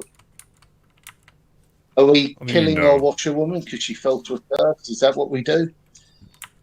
I don't kill anyone unless I'm paid to. But then again, since I joined with you guys, I kill anything which is evil intent. Oh, this guy isn't evil. He's just been He's just controlled. been raped of his plasma. He's been raped of his plasma. He's been put here to basically provide nourishment for Mount Master Tenebron or whatever he's called. The thing is we're going to have to put this vampire to rest if my name isn't Don Cesaro.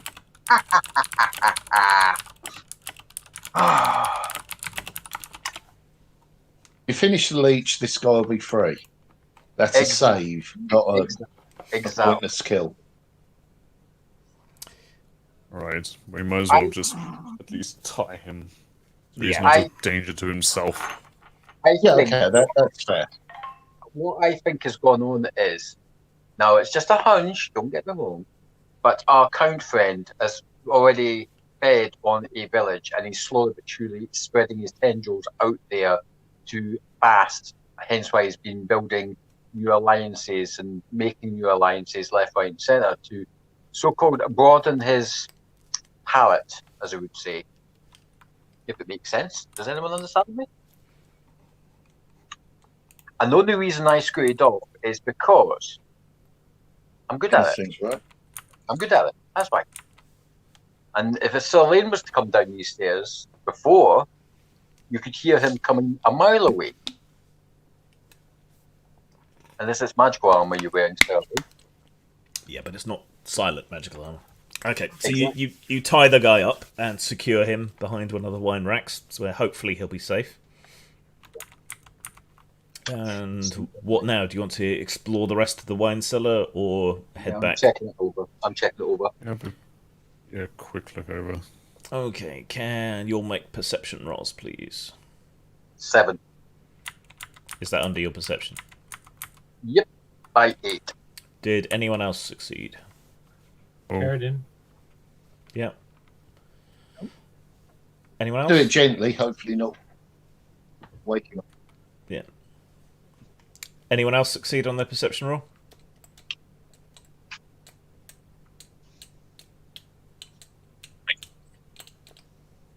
Nope. Nope. Blimey. Rolled a 3. Okay, so scouting around the cellar, I making rolled sure a 3 on mine. I don't know if it me. Yeah. Making sure you can still see each other. Cesora finds a trapdoor beneath the sandy floor of the cellar. Madrock finds a wine rack that he thinks actually has wine in it, rather than blood, and a few bottles of spirits, and so on. There's, unlike the rest of the cellar, this particular rack isn't particularly well stocked, but they are fine selections. That much is for certain. And Kerridan, in keeping, finds a ledger which records all the tipples in the cellar.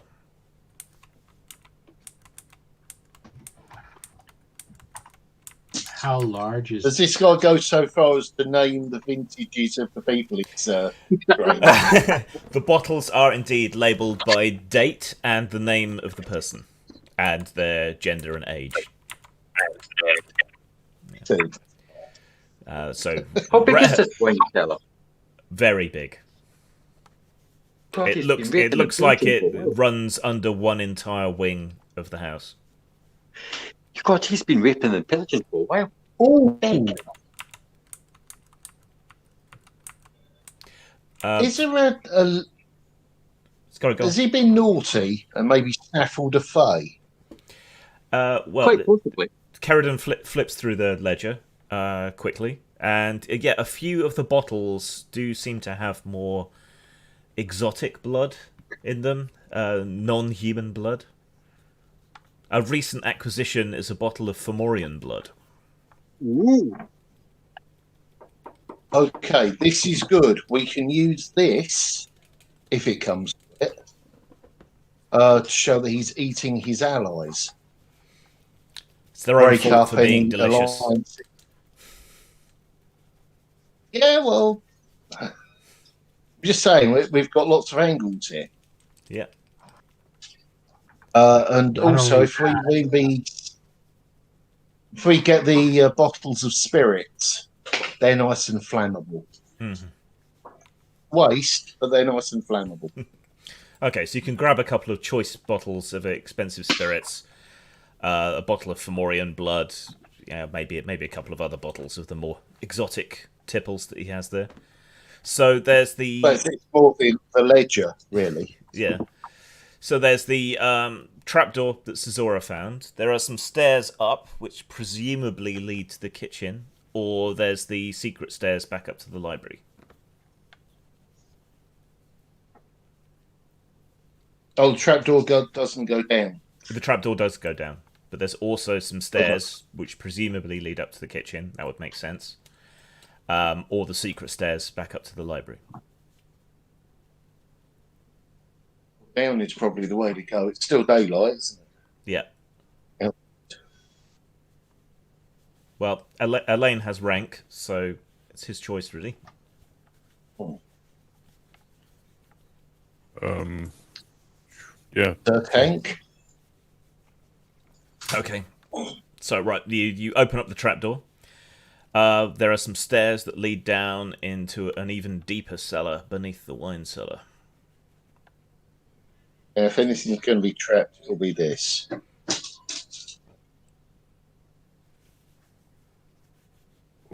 Could our resident expert have a poke about without getting killed?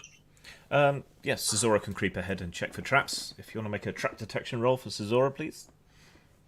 I get 19. I get 19 Grim. So that's a failure, then. No, it's a success. Is it? Yeah. You sure? Yeah. Okay. Where's your trap check ability? It's Psychic talent. yeah. Pretty sure 19 is over your psychic talent.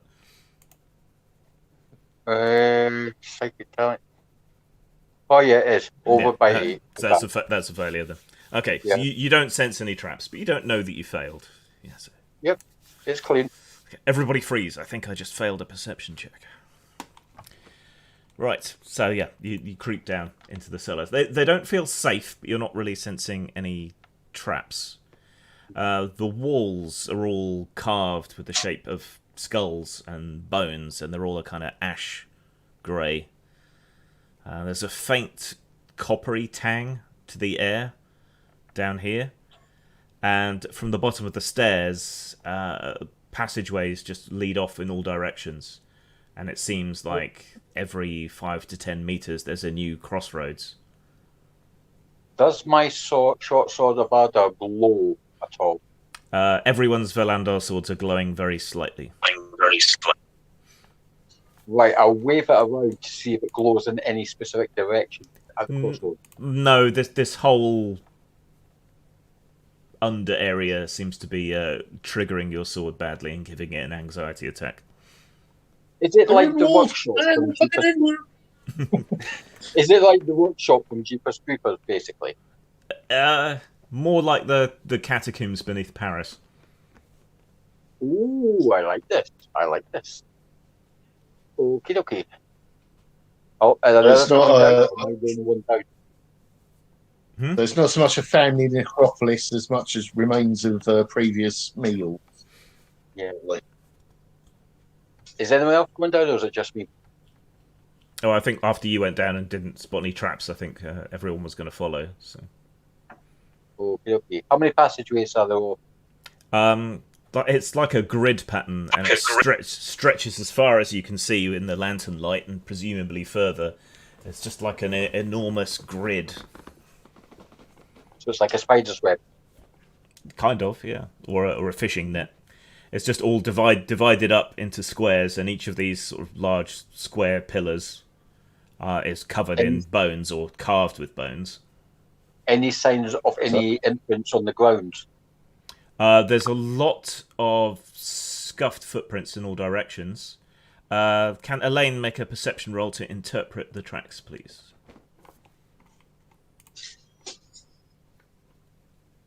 Sure. I think Cesaro's got tracking as well. I do not succeed. Does Cesar have tracking? I didn't think he did. No, he doesn't, because he wants to learn it, but he never gets a chance to learn it, because I'm always going away on a bloody mission. But I do have a good perception. No. Okay, there's scuffle marks all over the ground, like there's been a lot of foot traffic down here. A lot. Can I make a suggestion? Yeah, go for it. If we use Sir Elaine's patent method of left, Yes. and Always whenever we works. reach a corner, I put a number on the corner. So so number 1 will be the first one we come to. That will lead us out. Then as we go out, 2, then 3, and we can actually do a grid or whatever. Okay. So yeah, you start moving. You pass through one of these sections, and you go to mark the wall.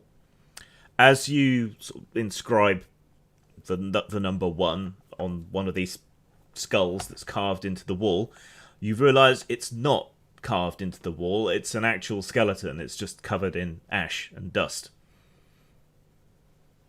which means all of these carvings are probably not carvings. So you dust off some more, and yeah, they're definitely skeletons.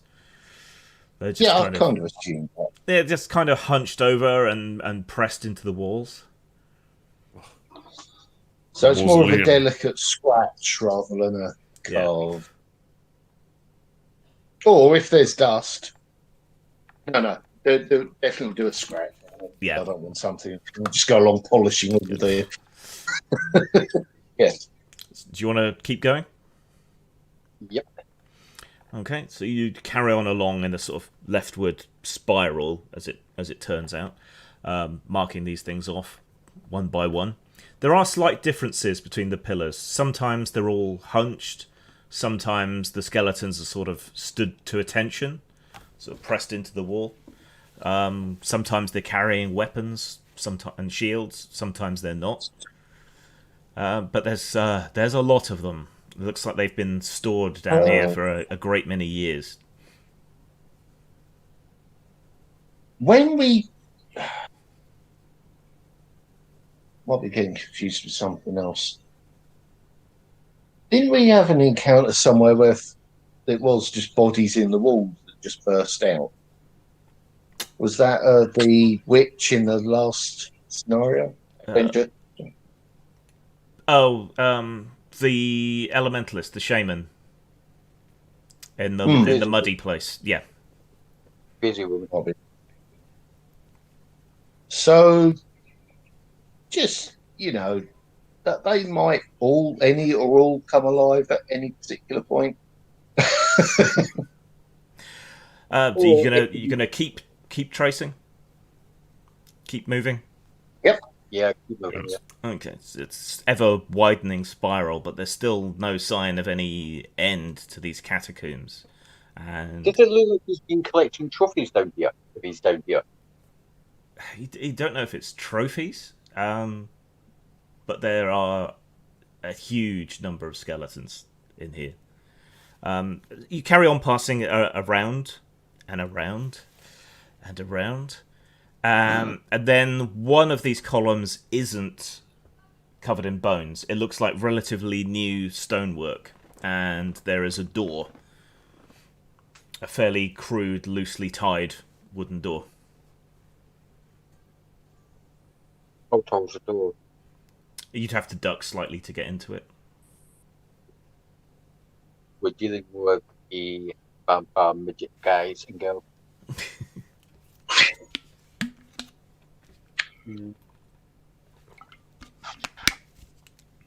Is it a keyhole? It's just loosely tied with a piece of twine. Right. What do you reckon, guys? Are we going to untie the twine and go for it, or carry on walking our way around? Is it a pillar, or does it look like it leaves? It's so all of these square sections, they're like pillars, but they're really broad, so they're quite sort of square. And most of the time, they have these skeletons around the outside. This one is one of these squares, but it's unadorned by skeletons, and it looks like it has this door in it, so there must be an interior.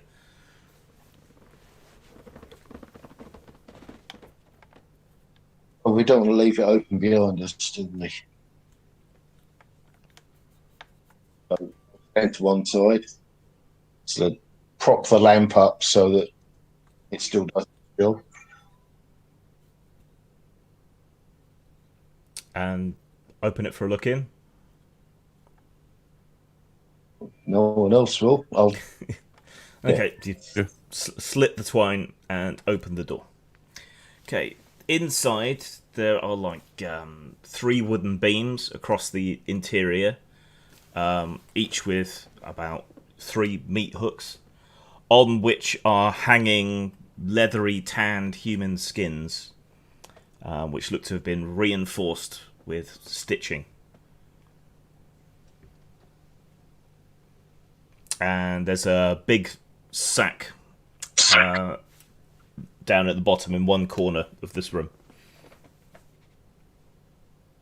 I wouldn't recommend looking.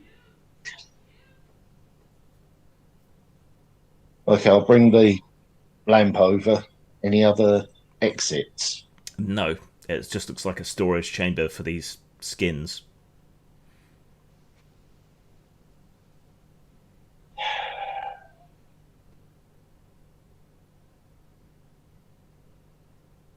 As you bring the lamp closer, one of the skins, hanging on the hook, sort of loosely flaps and turns towards you, but it doesn't seem to have any real musculature to move with, but it's trying to reach for you.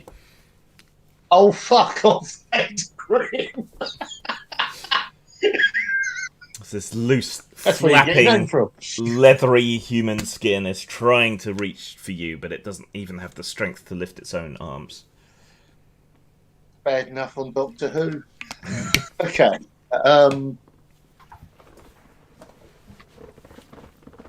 What was the intent? Is it just sort of trying to get away, or is it trying to attack? You think it wants to hurt you. I don't blame you.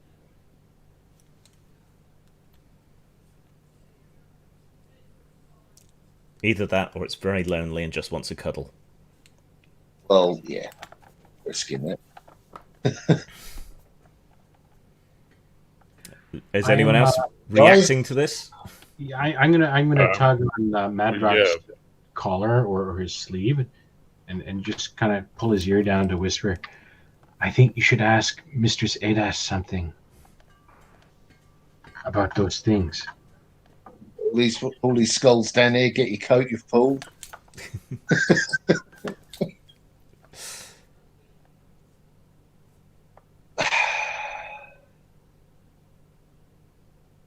Not really.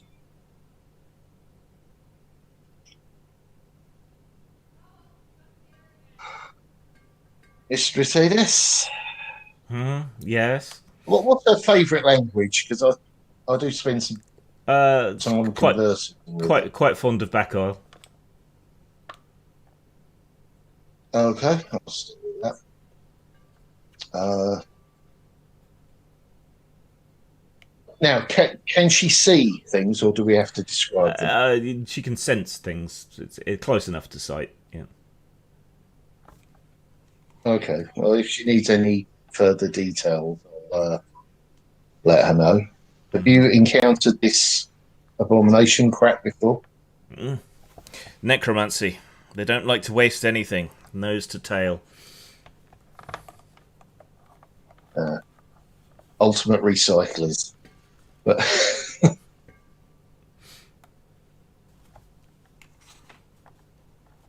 What's in the bag? I guess I didn't want to look. It's probably whatever was inside those skins, would be my guess. Perhaps. You're going to make me do it, aren't you? Shall I touch it, Master? I can't make you do anything. I'm a skull on a stick. Okay, Mr. Expendable will wander over, avoiding the skins. Yeah, they kind of flap and twist and try to reach you, but they can't. They just kind of brush against you with loose, boneless fingers. And keeping an eye on the most expedient method of getting out of there, use the tip of the sword to open up the sack. I'm expecting, You are surprised then, because it's not innards. It seems to be a mix of straw and sawdust and ashes. Stuffing. Yeah, replace the Oh, great. Someone's obviously got taxidermy on their mind.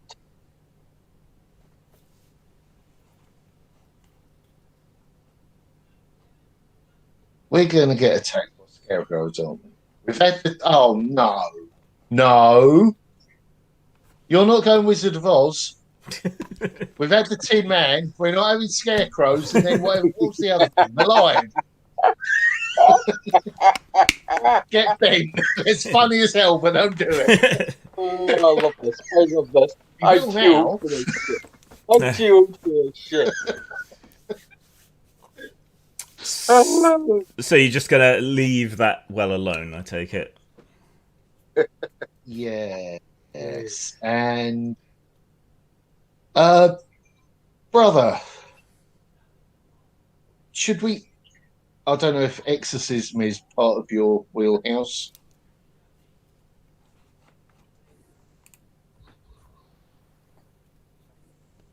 Brother Abbas? I've never really performed one before.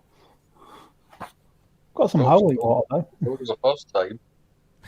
Out, you demons of Okay, stupidity. 'cause again, I think these things are more victims than anything else. Can we use some holy water on them, and rather than just sort of smash them and burn them? Because I'm fairly sure they didn't volunteer for this.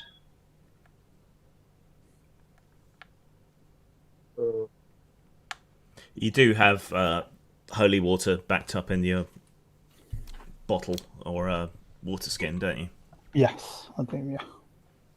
So do you want to say a prayer and splash some holy water on the skins? Certainly. Okay. So with the rest of them backed out, you mutter your prayers and splash the skins with holy water. They blister and burn and slowly sort of disintegrate. So holy water still seems to be efficacious against undead of all kinds. It's enough to give the man religion. Actual proof of it working, different things. All right. As you gather your wits, you realise there is a scraping, scratching noise coming closer through the catacombs.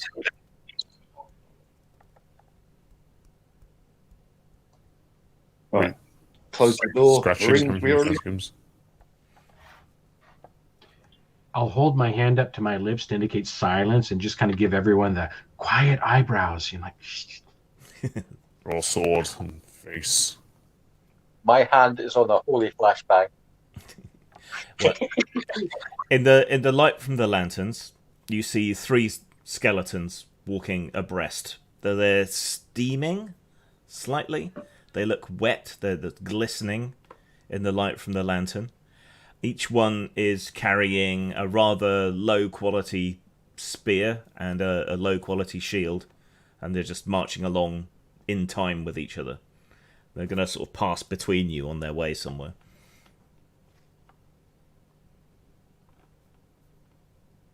You haven't got a scent of oil or anything like that, have we?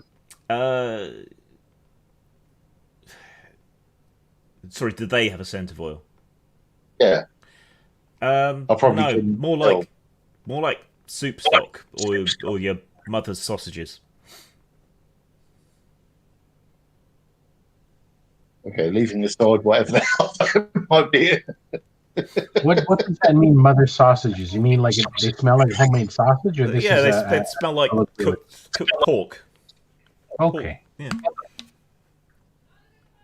It's not one pork by any chance.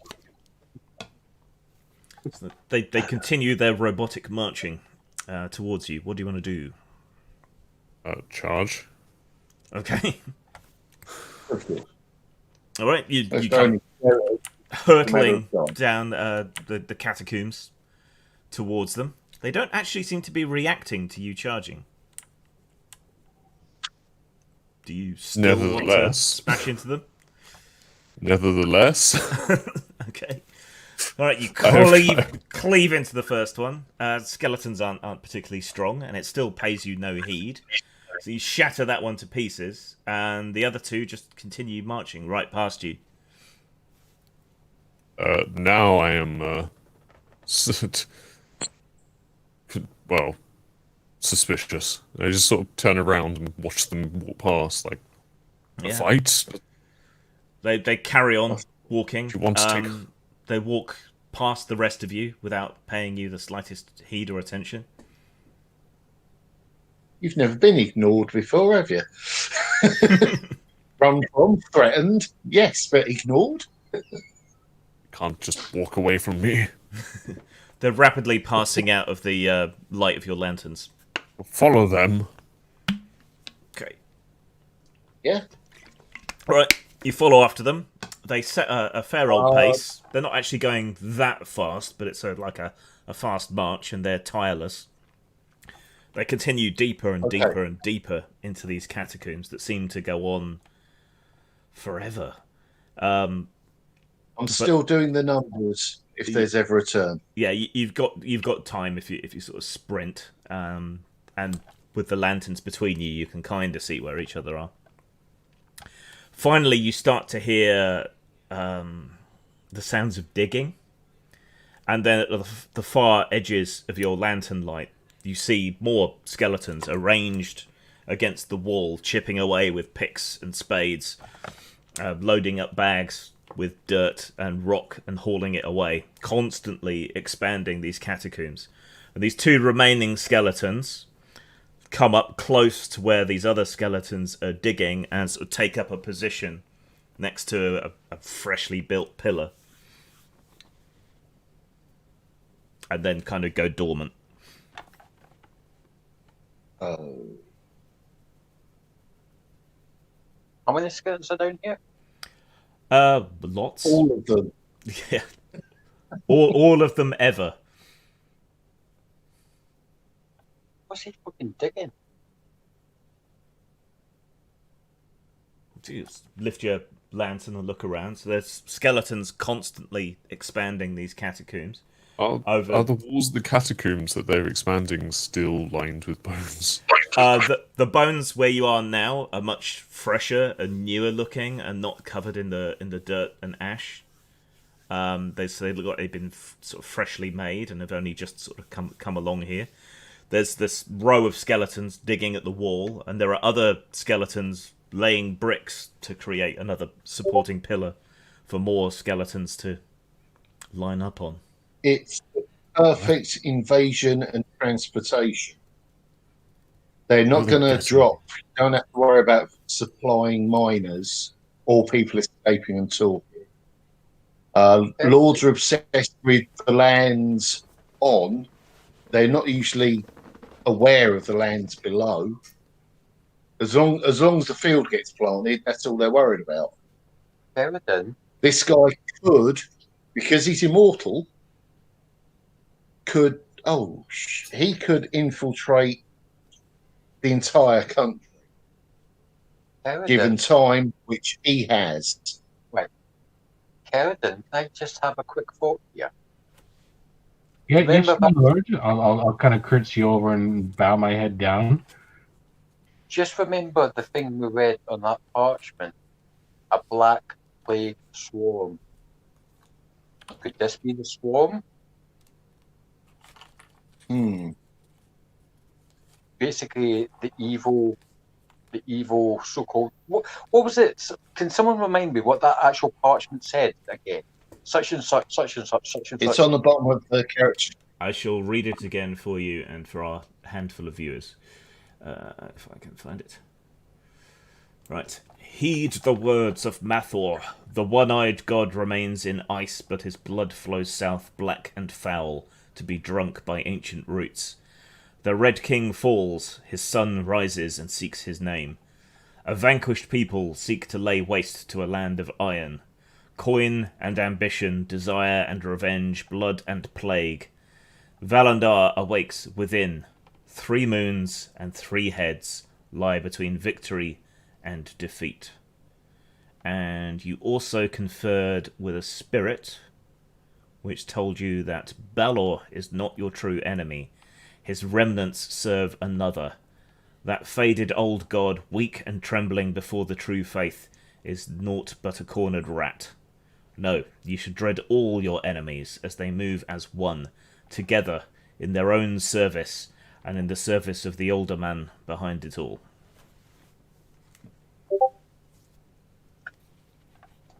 And the idea was, given the root of the word or the origin of the word alderman, it was a power who was independent of the king within the kingdom, and Lord Tenebran certainly would fit that bill, no? And that was kind of why we came. Also, Alderman is the root of Earl, which you thought related to Earl Montombre. Right. The okay. Elfin Earl. The Elfin Earl, right. So, and what else was it? Oh, the Cyclops was talked about earlier in the letters there, the One-Eyed God and the Red King, right? Yeah. So what did the note say? What did it say again? Is it the army's ready, or? Yeah, basically. And it was from the Red King to the One-Eyed God, or from the It One-Eyed was God to from... the letter mentioned the Cyclops, but was from Montombre, you assume, to Tenebron. Oh, so they're in cahoots. And it was Montombre saying the army is ready?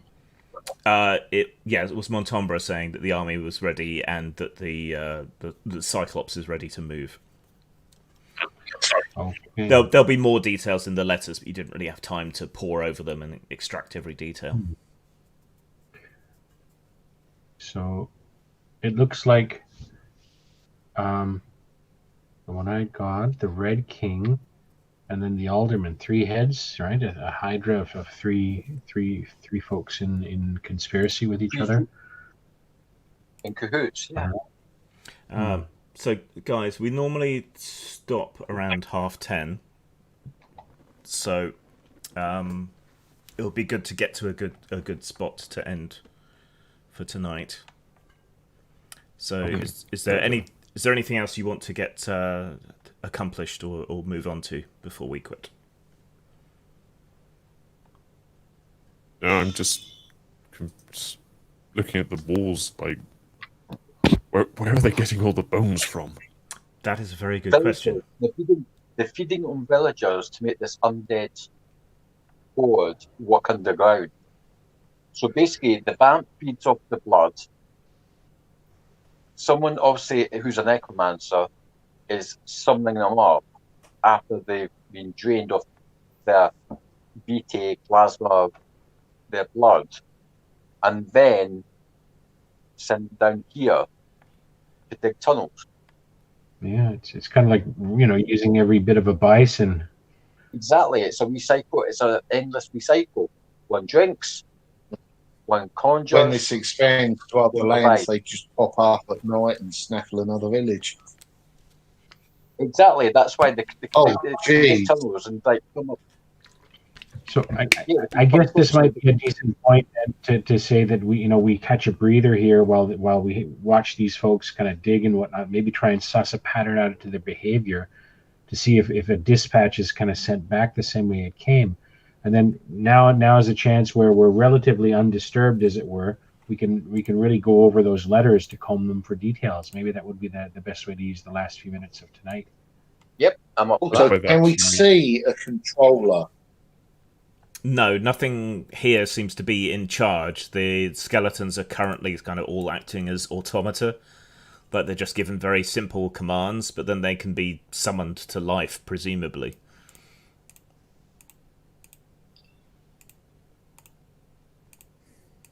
Because, yeah.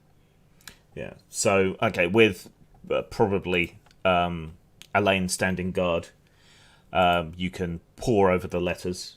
So can everyone who can read, Bakyle, please make an intelligence roll. 9, my lucky number. I made it. I made it by 1. I Yay. actually made something. I can do the words. Did anyone else succeed? Yeah. Anyone else? Indeed, yes. Carradine is able to brush off her rusty back aisle. Nope. Okay. So, going over the letters, trying to decode them and piece them together from the information you have from your visions and so on, it seems that the cult of Baelor, Lord Montombre and his allies, and Lord Tenebron and his undead army are in cahoots, planning to take over Ellisland as a whole. They have some other ally, this Red King. You're not entirely sure who that is, but there is mention of coffers being emptied to bolster the Red King's armies with mercenaries who are preparing for battle. And it looks like their first target is Glissom, as the smallest and perhaps one of the weakest kingdoms. No. Dun, dun, dun. But fortunately, you know King Doran, so. Are there any details about the time of the attack? Now this is personal. You know, for the supplies to arrive or any hints like that.